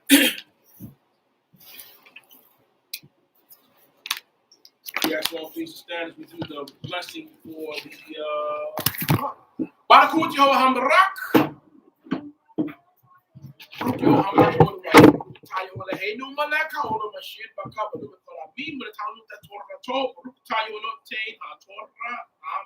Amen. Bless your hosts, be blessed. Bless your hosts, be blessed forever. Bless our thou, Jehovah God, King of the universe, who has selected, who has chosen us from all the peoples and nations. Not only did you choose us, you gave us your Torah. Bless you, Jehovah, give the Torah. Hallelujah, amen. Please be seated. We start out with the blessing. That's our forefathers Ezra did. You read the book of Ezra, Jeremiah when he saw the Pope and he blessed God. No, it's not a European thing. It's something that comes way from our forefathers. Bless God's name. Okay? But it's a privilege to have this. We don't have to have this. Not only did he chose us, it's not we chose God, he chose us. Because a lot of times we make the wrong choice. But then not only he chose us, he also gave us his instructions, his wisdom. We're alone. That's a package deal. And that's the key to the kingdom. And they always sing a song, I know I got the key to the kingdom. And they should say, it's all right. It's all right. It's all right. It's all right. And as I know I got the key to the kingdom. The key to the kingdom is the Torah. That's the key. But now you got to take the key, open the door. And as our Father James Brown says, he opened the door and I'll step in. But you got to step in there. Knock and what? It says, and seek and you shall find, knock and the door will be open. But you have to do something. So we have the greatest book, as I said, that you can have. And the thing about this information, it will benefit not just Israel, not just us, the biological ones, but even those that are not biological can use this book, and they have, and obtain great substance. And by substance, I don't just mean wealth and money. I mean knowledge, wisdom, and understanding, the key things that the Proverbs talk about in 8th chapter. This is what this book will do for you. It can take a poor man to being wealthy, and a man that's not righteous to be righteous. And sometimes I have a saying that's saying the scripture wasn't made for righteous people, but for those who are unrighteous to make them righteous. The Creator told us not to murder because he knew that we're capable of murdering. You see, it's designed to make that charcoal a diamond. That's what the Torah does. It takes imperfect people and make them perfect. And it says the Torah as what? The tree of life. To those that grasp hold it is rendered what? Happy. Its ways are ways of pleasantness and all its paths of peace. It says right in length of days in his right hand, and his left hand is what? Riches and honor. So it can get you riches and honor. It can get you length of days. Well, yes, the tree of life was blocked. But the Torah is the tree of life now. To get into that Garden of Eden again, that peaceful state of mind, to bring back that, that's what Torah brings. So it's designed to make people who are unrighteous righteous. And if you're righteous, you have to stay on that path and stay on it. As an instructor said to me years ago, he said, listen, you at the top. The only place you have to either maintain this average or you can go down. And it's hard maintaining that high average, but you're there now. So if you're there, it's one thing, you stay there. But for those who are not there, you can get there. It says that in one part of scripture that you can ride upon the high plains of the earth if you keep Shabbat. And I'll feed you with the heritage of your father, Yaakov. So if you want to be fed with that heritage, that good stuff, you want to be taken care of, you want the best, then this is the result of what you have to do.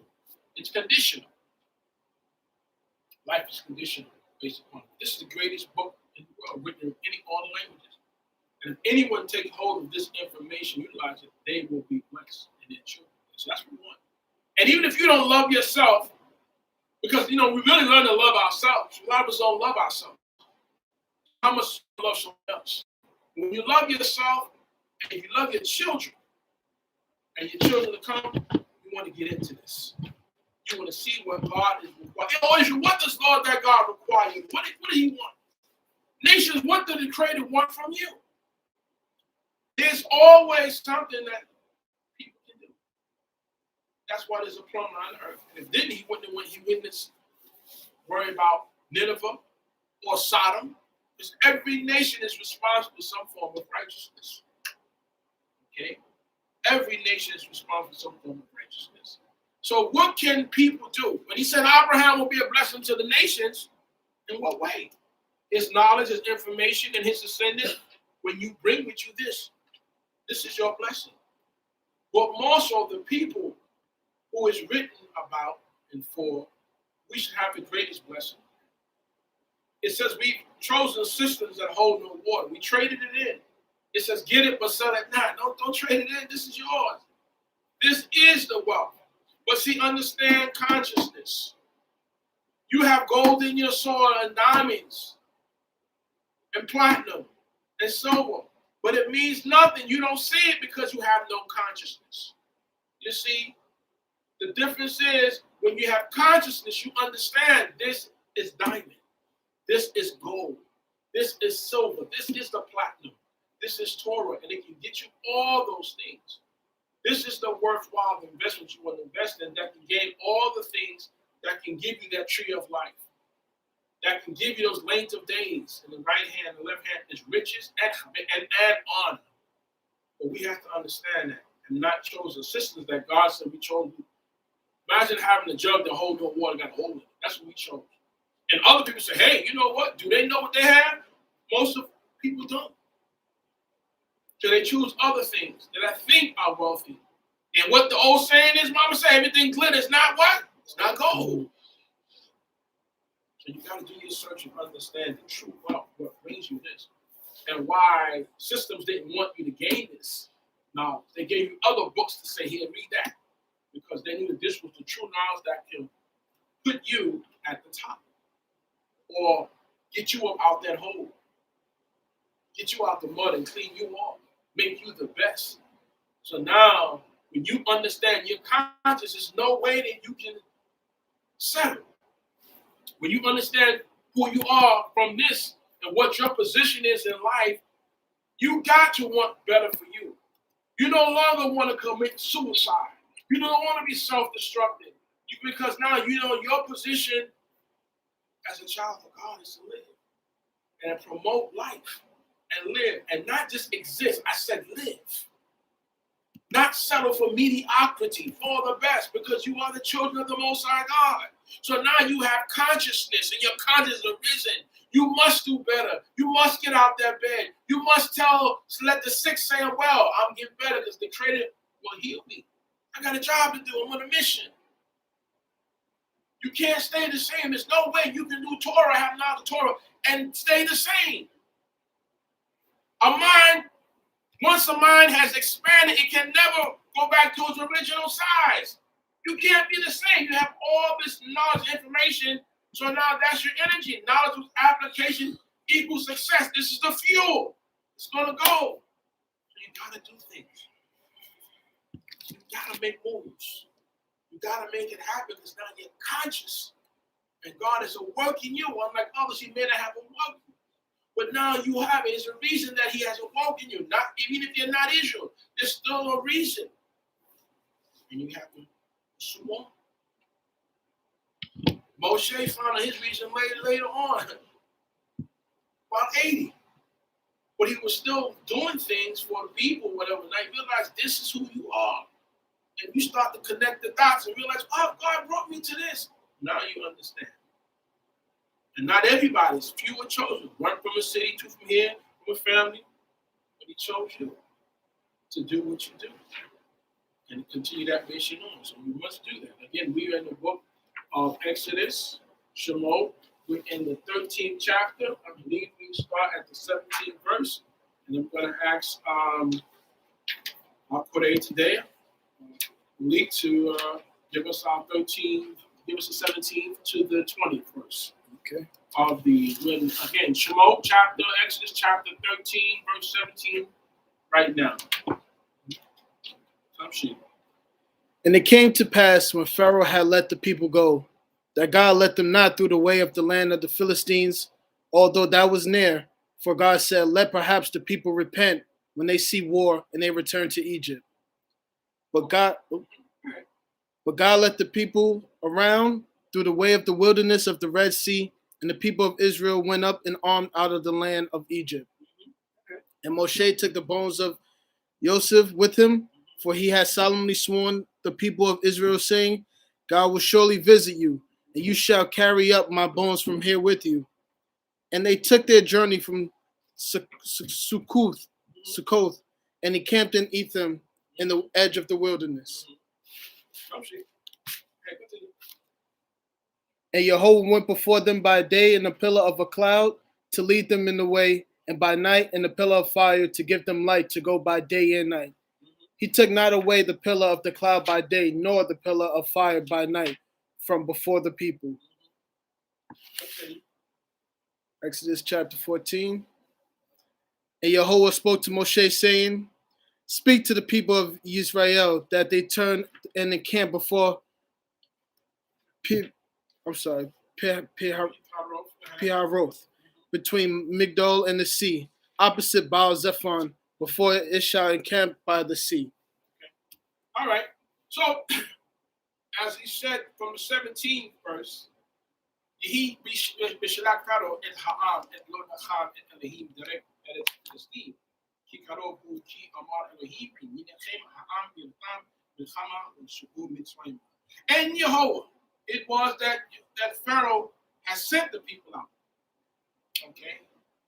He didn't let them go. He Beshalach. Shalach means to send. In other words, I'm thrusting you out. And you know, as crazy as it may sound, a lot of people still don't want to go, want to leave. It's not written, you know us. You know, if we had to leave here tomorrow, a lot of us ain't, where we going?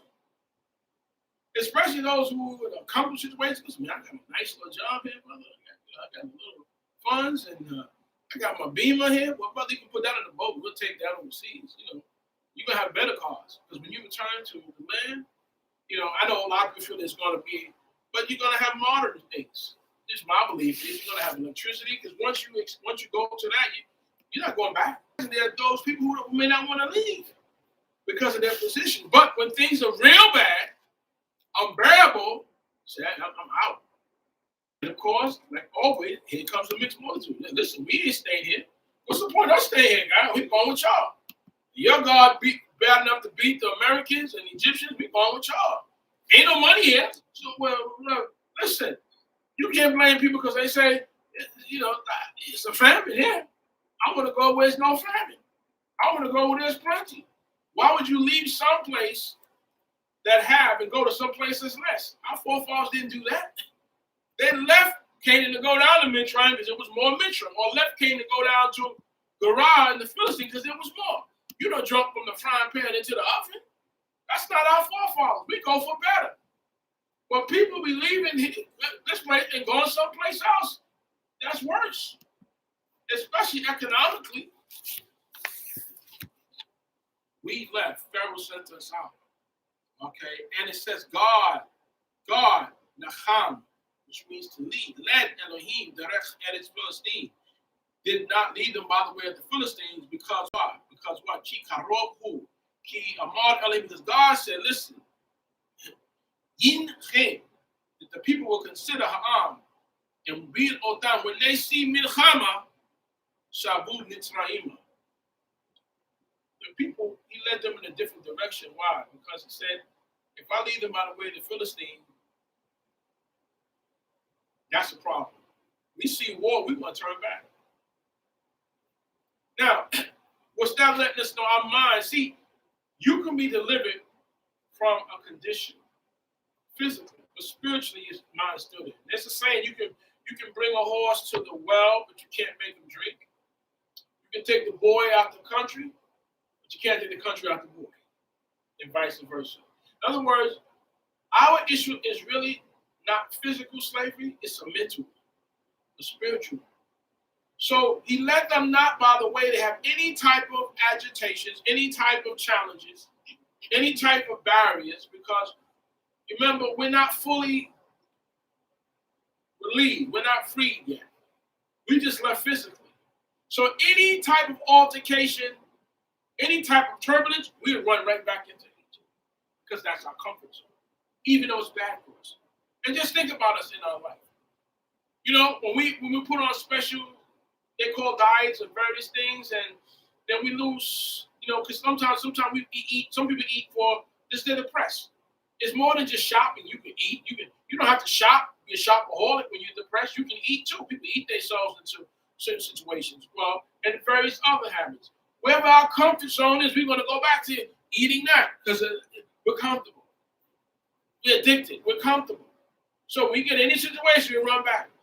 You got people, women, and now men in abusive relationships, and they know it's best for them to be out of that relationship. So, but what happens is they start to go fine as time, they separate from this individual. But then guess what? You run back to your comfort zone because that's what you know. But it's abusive. You see? So we tend to go back to those stages of comfort zones, which is really no comfort. But the challenge, the turbulence, you understand, as a plane or anything goes higher, it builds up turbulence, a rocket ship. But once it gets straight, the turbulence dies out. We have to understand that. There are challenges. And we're Yisrael, we're champions, and you're going to come across certain fights. And some fights are larger than others. We have the individual fights. We have individually that we have to deal with. Most of it's our mind. Having a sound mind is the greatest thing you can have in life, really. Because we got to be right mentally first before you take on anything out physically challenged. So we got to get this together. So now you're easy to run back into what is comforting to you mentally, but it's not. Okay? So God didn't lead them that way. He wanted them to avoid any kind of strife that we would turn back to go back. And we starting out new. It's difficult for people to, it's hard getting to do things different or new. I remember just as when I working, when they went into the Metro cars, we're like, why we got to do this? Why we got, because people used to the old way. And now, listen, I said, sometimes old ways are better. Don't get me wrong. Depends on what it is. But this is a more convenient system, so we use that, whatever. But it's hard for people to change. And again, a lot of us, we're comfortable with certain things, and it takes a while to do that. And knowing as soon as we have some kind of a blockage, we run back. And that's been our history as you read throughout all this. Some happen, we're going back into Egypt. We're going back to Egypt. And we read in one of the Parashats 2 weeks ago, but God said, I'm going to remove you from being your comfort zone. Because you ain't going to keep running back into Egypt every time something happens. You have a test or a mount. You're going to run back to Egypt. No, you're going to have to venture, because being a people means you got to be self-support, self-sufficient. You got to learn how to be self-sufficient. It's going to be you and God.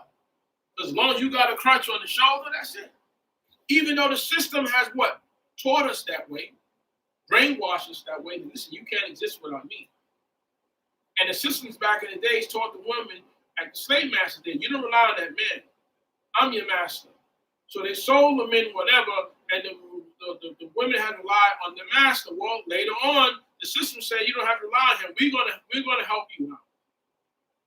We're gonna give you funds and monies, whatever, not that man. So a lot of men felt like, hey, I'm not even needed here, But that was done. The house divided can't what?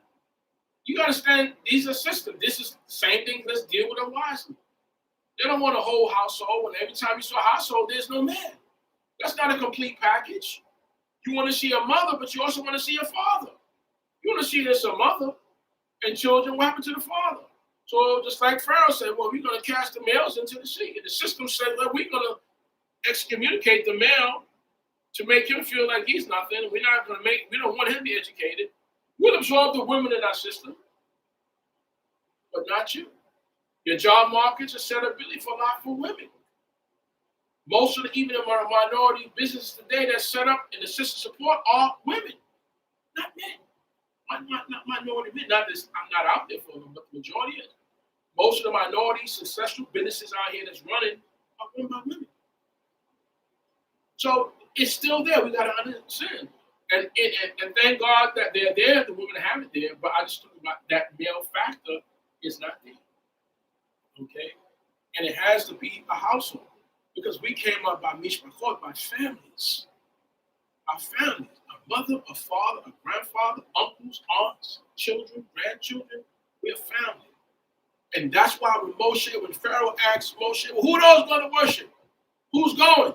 He said, our sons, our daughters, the male and the female, uncles and aunts, even our animals. Everything goes with us. That's what makes it. We don't take one, it's not the men. No. And leave the women. No. Not the one, leave the men. No. Families who work together. And nothing can be chassid, nothing can be like. Okay. And this is what systems do. They try to separate and take you apart. And you're only going to rely on them. So that means they're in control. You got to understand this. When the people feed you and clothe you, and they're responsible for your education, you don't think they're going to educate you to their best interest? Yes, they are. Yes, they are. So you're going to have to educate your own and feed your own one day and empower yourself one day. So, because they're going to educate you and feed you to themselves. And you can't blame them because that's what systems do. Well, God said here that he would lead them this way because we fear that we're not ready mentally to deal with Philistines in that way. You understand? We will turn back, and you constantly see that. So it says he led them by the way toward the Red Sea. Hamid bat Bayam Hasuf. Kamushim alu b'nei Israel, Israel, and the children of Israel went up armed. Who were they armed with? Weapons? We weren't fighters. Weapons? Or armed with the Creator. They went up armed. It says the children of Israel, Alu, B'nai Israel, Me'eretz Mitzrayim. Armed with God, okay? Because it said, lest the people repent when they see war and they return to Mitzrayim. We surely return to our comfort zone. But God led them, the people around through the way of the wilderness of the Red Sea. The people of Israel went up armed out of the land of Egypt. Armed with what? Weapons? Or what's the creator universe? Okay. That's the thing. Armed. Okay. And it says, Yikak Moshe et Asmot Yosef Imo Ki Hashbea Ishbia et Bnei Israel. Lemor Chad Yifot Elohim et Kim Ha'al Lidem et Hamototai Mitzeh et Kim. So that he said, listen, Moses took the bones with Joseph. Now we read the portions where Joseph made the people swear, and that's deep. But look, we kept the promise. Ain't that something? That means Joseph's bones was in one of those sarcophagus, those tombs. It doesn't give you all the details, but Moshe requested bones of Joseph. But they said, we don't know who Joseph was. Oh yeah? Well, you know his body's buried at. You know they want to acknowledge it. So you know he was buried like an Egyptian in one of the tombs, but they know this is Joseph. So now go get his bones, as we promised our father. And Moshe took Joseph's bones with him. Okay? And he said, saying, remember, Jehovah will surely remember or visit you, and ha'alitem, and you will bring up Asmotai, my bones. Mitzeh, King, from here. In other words, yeah, I'm a great dignitary in Egypt. I don't want to be buried here. I'm doing well here. Egypt has treated me well, but I don't want to be buried here. Many people come up from the south and they do well up north, but they don't want to stay. They go back to the south, or they go back if they're from other countries, go back and they live. That's where they want to be buried. That's their final resting place, physically. So he knew that he wanted to be buried in the land that was promised to his fathers. And he hold great position as a dignitary. And you understand that when Joseph was alive and he was ruling, that he couldn't leave to go to Canaan. And just as the latter Pharaoh was concerned about the people leaving, yet we don't want them in the positions that they are in, political positions, the finances that they have, the power they have, but we don't want them to leave either. We want to be over them. We want to control them. Well, the same is now. Do they really want you out of America, or do they really want control over you and put you in a position of servitude as you were before and gaining wealth for the systems? That's what they really want. As long as you are beneficial to them to do what? That labor, that work. Okay? Joseph was in a high position. But even in that position, he was so limited that he couldn't just leave. He had to ask permission from Pharaoh to leave. And Pharaoh gave permission to leave to bury his father. But the young ones had to stay behind. Make sure you come back. Okay? If you think that you're free here in this system we live in, You let 100,000 of us go to the airport and we leaving going somewhere. I don't care if you do got passports. Where y'all going? No, y'all not. You try it. Large numbers of people going to the airport in numbers, so we going over to Israel or wherever we're going. In large numbers. You might slip out individually. Or the company, we go in large numbers like that, they're not letting you out. No. On one hand, we want you, but we don't want you. Well, this is what happened to them. And the creator was afraid that they'll see war. He led them in a different way. And now, Joseph was remembered and his bones was taken out. Okay? And now they eat Se'uz, Misuko from Suko, and they camp Yechanu in Edom. They're on a journey. Remember, these people are now. So imagine the mental state. If you've been a servant, an Evid, for years and years, 400 some odd years, you were in a caste system because the Egyptians looked at you, even though they were black, you were black, but as you were below them because you were cattle people. You were shepherds and agriculturalists. And they were too, but somehow they looked at you. And now you're out. You're a free people, supposed to say, but you never see the word free in here. That's what I'm going to say. And yet, you know where your mental state is at? Because you've never been on your own. You were always connected to a system. But now, 600,000 footmen and women and children, millions of people are traveling now out of Egypt. Can you imagine? The same will. What about your checking accounts and your bank accounts and your monies and stuff like that? What about your degrees and information you got that you achieved? What happened to all of that? So now all that information you can take with you with your knowledge you have and your skills, but you're out. Do you think that you're in the total mind of being sovereign? Because you have to still be worked on mentally and spiritually, that you're not up under Pharaoh. You see, it's mental and psychological chains of slavery that we have. That still to this day, we're affected. Believe it or not. I don't care how we achieve things. And the systems know that because it's embodied in you. Okay, and you have to, and it takes generations to get rid of that. It affects you, believe it or not. Your experience in life affects your outcome. Whatever you experience in your life, the product that you were living by and how you live affects you.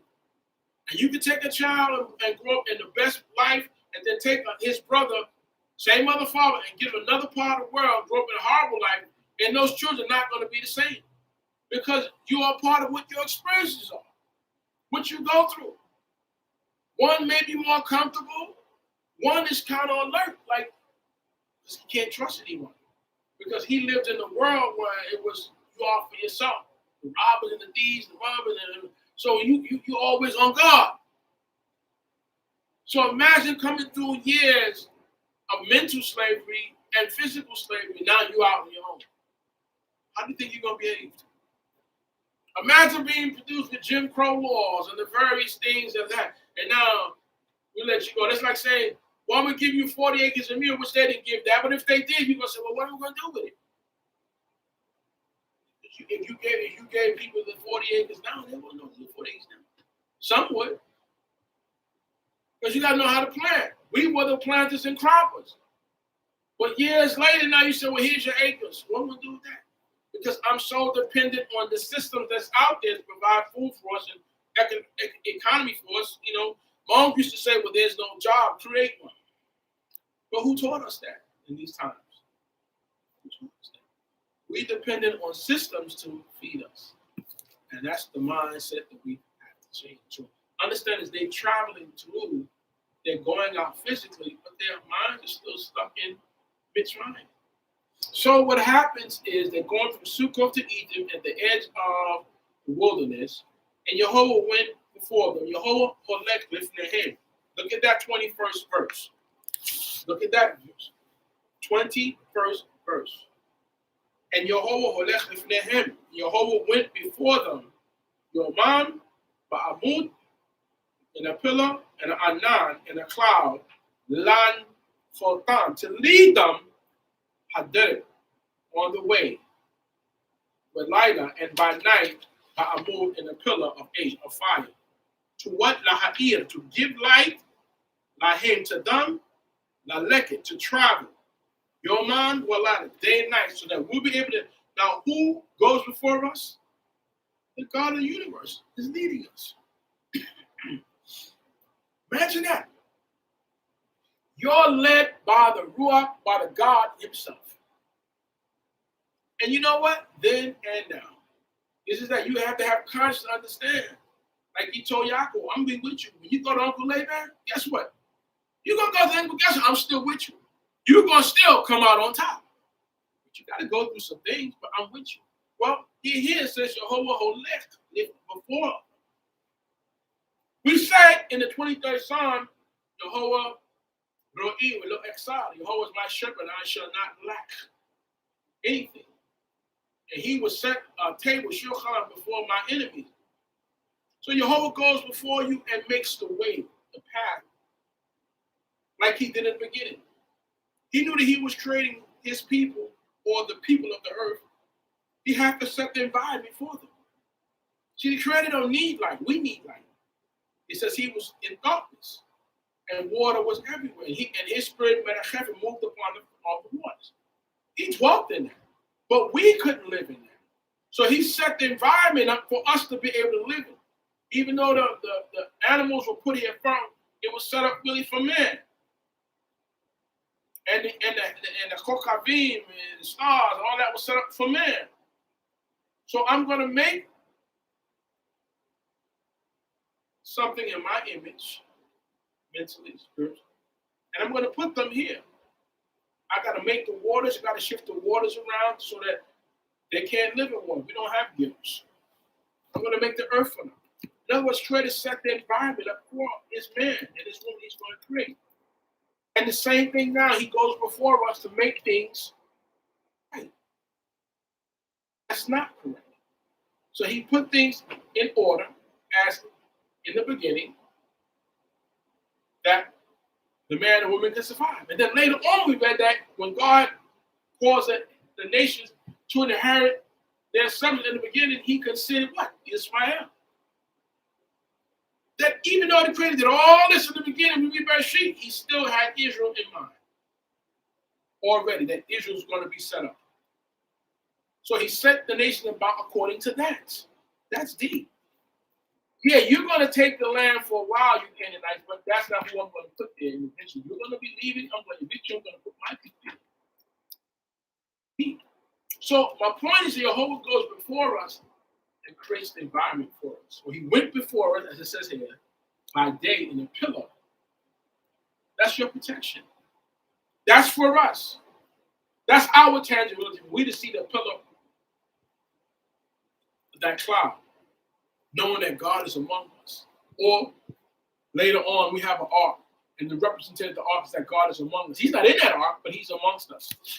Well, here's that cloud, that pillar, and he's in that cloud. And when that cloud moves, we move. But at night, it became a pillar of fire. So if we have to move at night, when most people stop traveling at night because they can't see, we can move if necessary. But not only that, it gives ear, it gives light for us. God is our light. And today, he's still our light. He's still our knowledge. As metaphorically, light is knowledge, but he's our light. He guides us. That's the whole point I want to bring with this verse. Jehovah Halech left to him. He always is before you. Always going with you. He was with Joseph down in the Beit Ashurim in the prison. Either way, he's with you. Okay?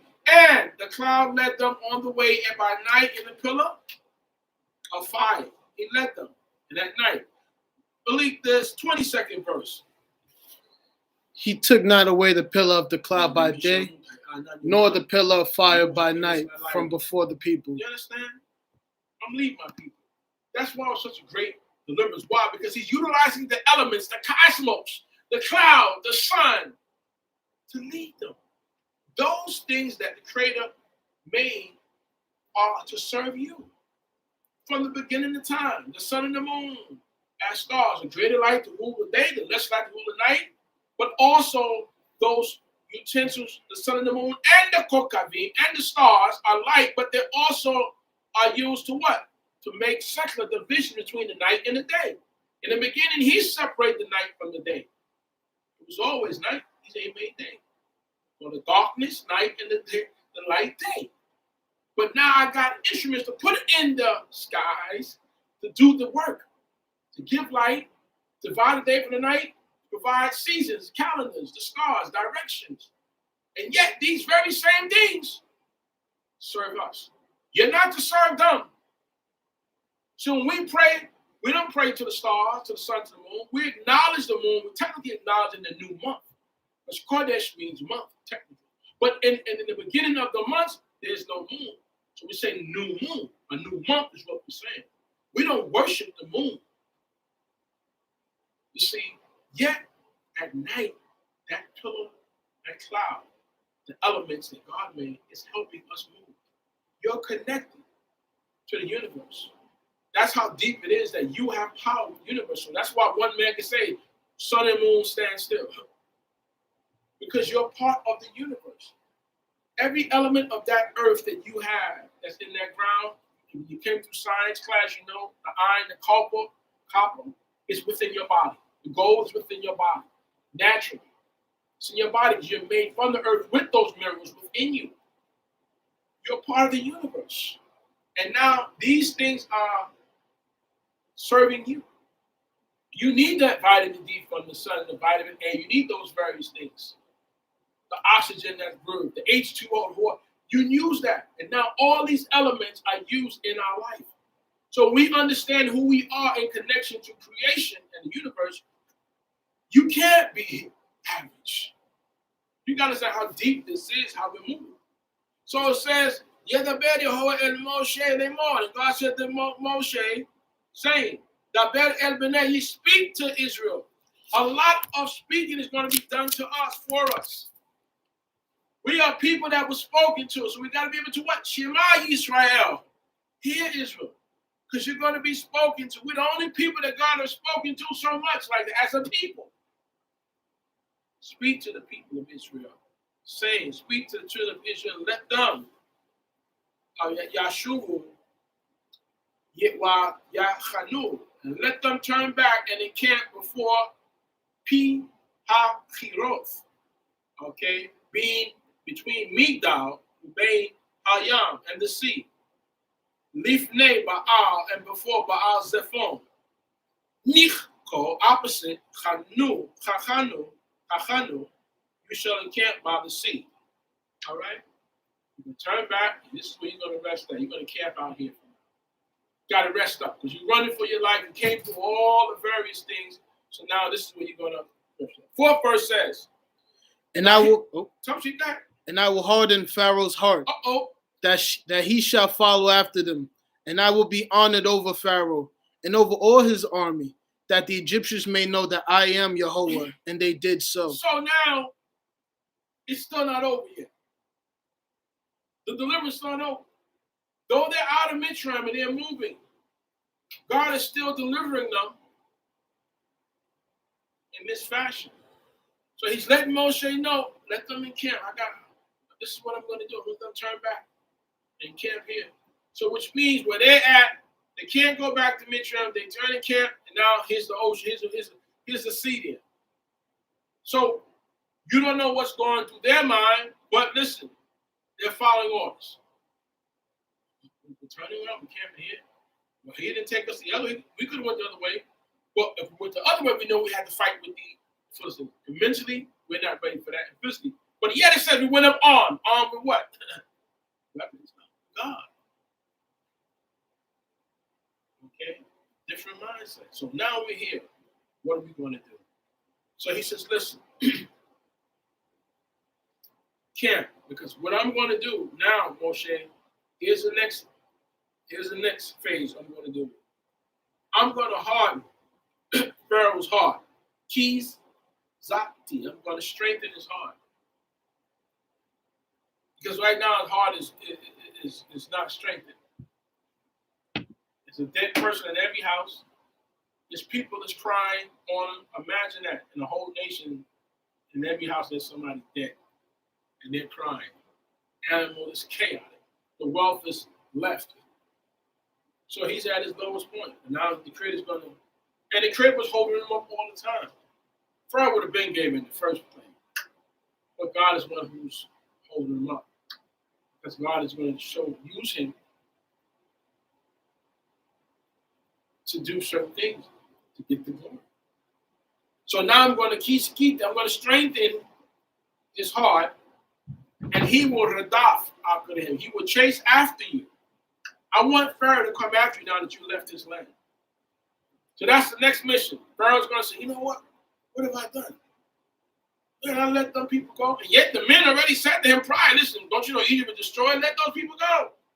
But now they're going to recount. And now he's going to go after Israel to what? To bring them back. So it shows you where, hey, we don't want them to get up out the land. We don't want them here, but we don't want them to go. Because they might join with our enemies and get out. We don't want you out. We want you to be under us. So keep doing this labor, making us wealthy. We're the wealth makers for other nations. You understand that? Then and now. We make nations wealthy. But the unique thing about making others wealthy, we don't make ourselves wealthy. We make others wealthy. That's deep. So, and it says here, I will be glorified. Okay, because he will chase you. I will be glorified through Pharaoh, the Pharaoh. And in his army, I'm going to give glorification. And Yadu, and you will know, Egypt will know, Mitzrayim, when you're there. Ki ani Yehovah. They're going to know that I'm Yehovah. And they did. So that's so shame. It's about the Creator. This way, what we do, what we live, this world is really about God. What he wants to do. He gave us a law to live by. He can change things in there. It's his law. It's his world. He rules. That's like people saying, it's my house. I make the rules here, and I change them, and I break them. Because it's your house. You can do that. Right? This is my house. But you're saying, I'm the ruler here. That's the difference. Okay? So, and he says this. He says, while you God, never let Mitzrayim keep a rach ha'am. When you hafek la'deva. And it was told the king of Mitzrayim that the people had fled. They left Pharaoh. Well, of course they left. You know what? Ask yourself, what state of mind is Pharaoh's in? When Moshe came to him, he said for Moshe, get your people away from my people and bless me also. You know they were leaving. But sometimes you're in a state of shock. So now he's told the people to left Pharaoh. And now they had, and the people affect and turned around, Levi was Pharaoh's heart. See how it changed? What did God tell Pharaoh? So Moshe, I'm going to harden his heart still. He's going to come after you. People, the God that we serve, control minds and heart. That's why you don't have to worry because the heart of your enemies and the mind of enemies, guess who controls them? The Creator. The heart of the systems that we live under, guess who controls them? The Creator. He can make them work for you and work against you. He can give you favor with them or not. So my point is serve the Creator and let him do his work. Because it's his show. Because Yahweh and turned around was his heart, Laval, Pharaoh. And his servants have died. The ones that told him let the people go, their heart changed too, because he's working with all their hearts. God works with hearts. And regarding El Ha'am, the people, and they said, Amru, my soul, Asino, what is this that we have done? That we have done. Not that Pharaoh have done, but we have done. Shilachnu, we have sent at Israel be'avdenu, away from serving us. We've sent Israel away from serving us, from making us rich, from building those storehouses, from building those houses, those bricks, those bridges, or whatever it is. They are our wealth factors. We have let them go from serving us. We have always been the people of wealth builders for other nations. But now we're going to have to focus on building wealth for ourselves. But their intention is, let's get them back to drive them garbage trucks, to drive them buses. I'm using modern day terms.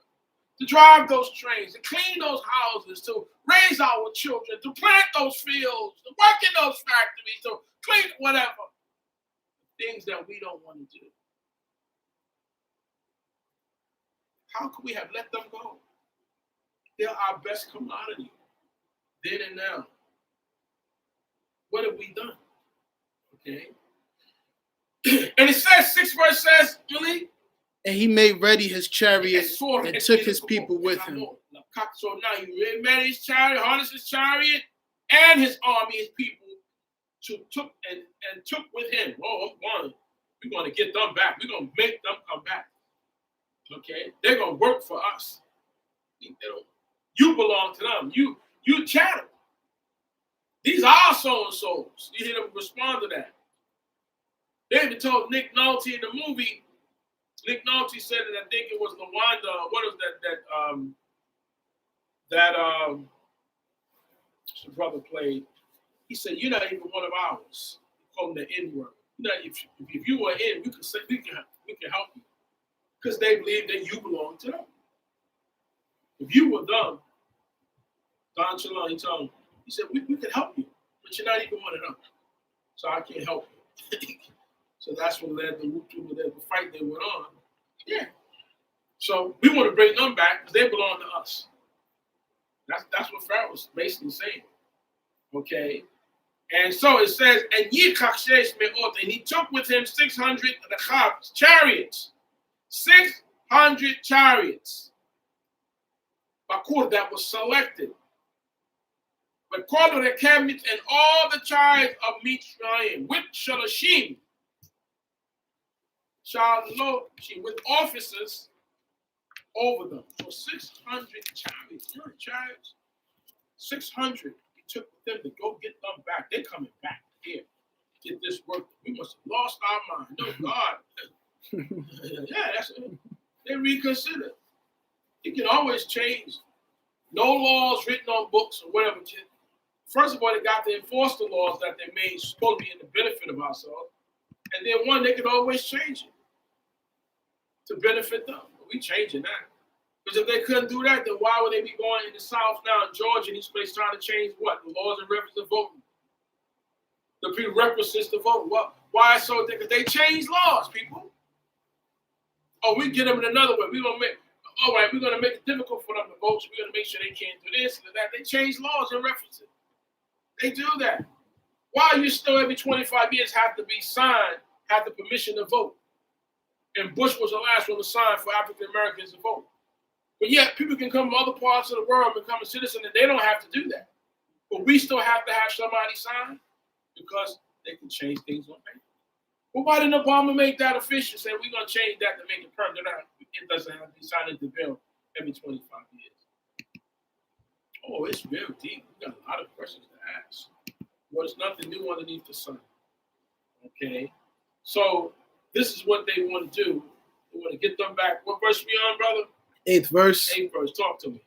And Yahweh hardened the heart of Pharaoh, king of Egypt, and he pursued after the people of Israel, and the people of Israel went out with a high hand. So they went up in Israel, Yitzim Beyad Ramah, with a high hand, because God was leading them up. Remember, they came down armed, not to fight.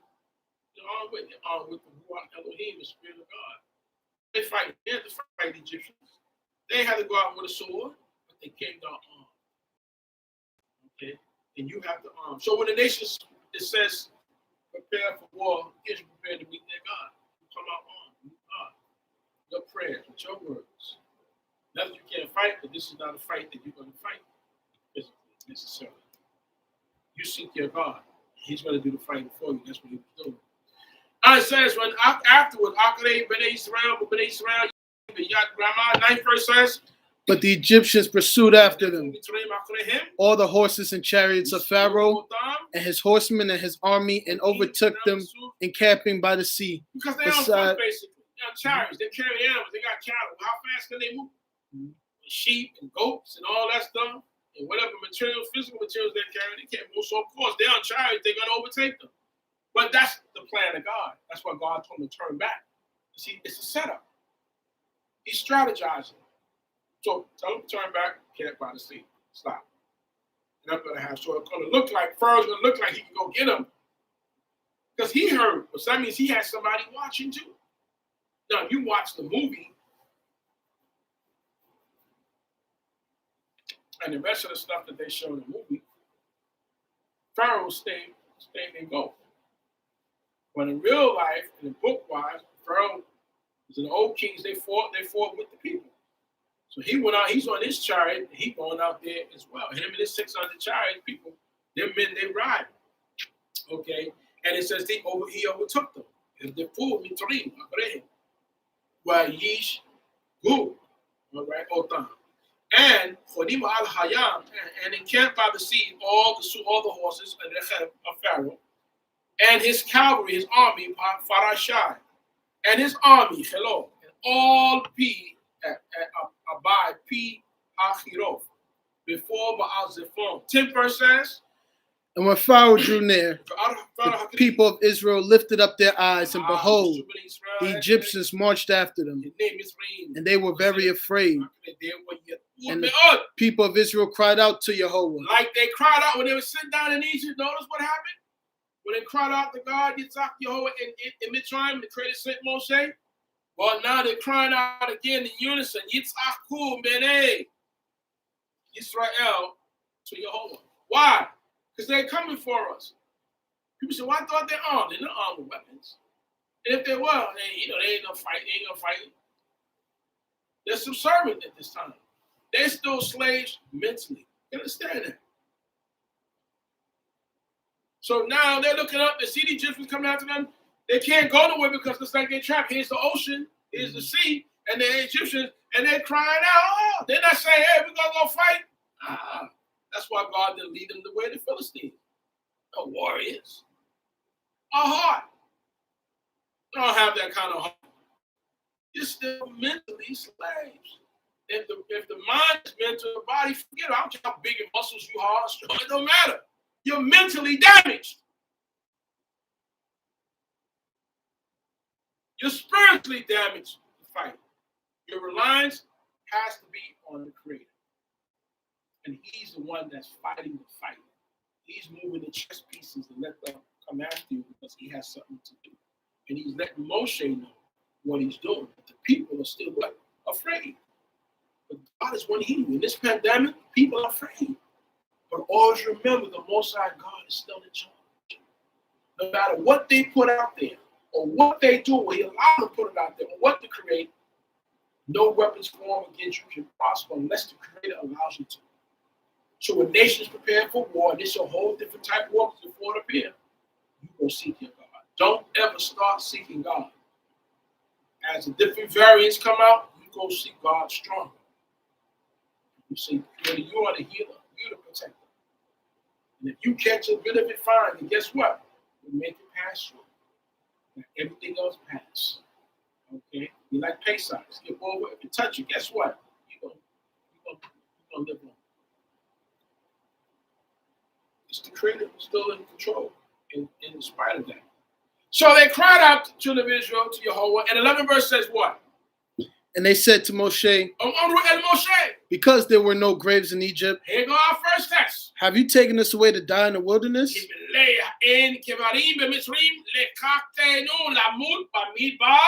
Why have you dealt thus with us to carry us forth out of Egypt? Look what you did. See, here we go. That's how you know we're still slaves. We went into our first barrier. Now we're ready to take the person that's leading us, that sacrificed his life to lead us, to say, listen, there were no graves in Egypt. You can left us there. That's a sick mind. So when the prophet said we sick from the head to the toe, it's going to be Moshe issues from this point out. Because do people really want to be free? Oh, we told you to leave us there. We were the leeks and garlics and onions and that. We're mentally damaged. We're fearful. But yet we have the greatest God in the world that ever existed. And there's no graves in Egypt. Okay? 12 verse says what, brother? Is not this the word that we did tell you in Egypt, saying, let us alone, that we may serve the Egyptians? For it had been better for us to serve the Egyptians than that we should die in the wilderness. So you understand the sick mind that you're dealing with? You got to understand and know your people. That's a sick mind. That's a sick mentality. Because we told you in Egypt to leave us alone. Chadal, stop. Don't give it. Leave us. We want to hear it. Let us serve the Egyptians. Let us be servants. I see the strange things. Princes walking and servants riding on horses. So let us keep walking. Let them be riding on the horses. Let us be over us. We want to serve because we don't want no agitation. But what price are you willing to pay for something for freedom? I'm telling you, so this is the mindset. We told you, imagine leading the people someplace and they're fighting with you and you lead them. Who said they wanted to go, but that's by words. But their actions show different. So that's why we say Shalom Aleichem. When Rob Benjamin made his move from Chicago and other places to Liberia and the land, they had to be the Ruach Elohim there. Because you can't get us from one side of the street to the other side without arguing and fighting. Much less a whole other different part of the world. So we said at that point, we stated to you in Mitzrayim saying, we told you in Mitzrayim saying, leave us alone, and let us na'avda, serve the Egyptian. But it's better for us to serve in Egypt than we should die in the wilderness. Wow. So why not just die like a man? Brother on your knees. I mean, that's deep. This is the every little barrier we went up against. They want to run back into their comfort zones. Want to go back to the job. Want to go back to the people, the system. Matter of fact, as I said before, there are people who want to go back to prison because they can't survive out. Yeah, they do things to get back into prison. Like the guy wrote up there was here, and some prisoners, God said, "Oh, we keep your bed warm for you. You know you're coming back. You're going to do so much to get back because you're used to that world. You're used to somebody waking you up. Get up. When to go to bed. Lights out." You can be conditioned to that. Don't you know that even as a people, we're still in prison? We're still institutionalized. Even when you're working for X amount on the job, you're institutionalized and you got to become non-institutionalized. You got to get out from that. You're going to wake up the same time every morning. So, and then I've known workers, his story says, God went, put on his uniform, and the wife said, what are you doing? He said, I'm going to work. She said, but you retired. But mentally, you're still there. You got to understand. You're still institutionalized with that system. So it's hard to shake that. It's hard to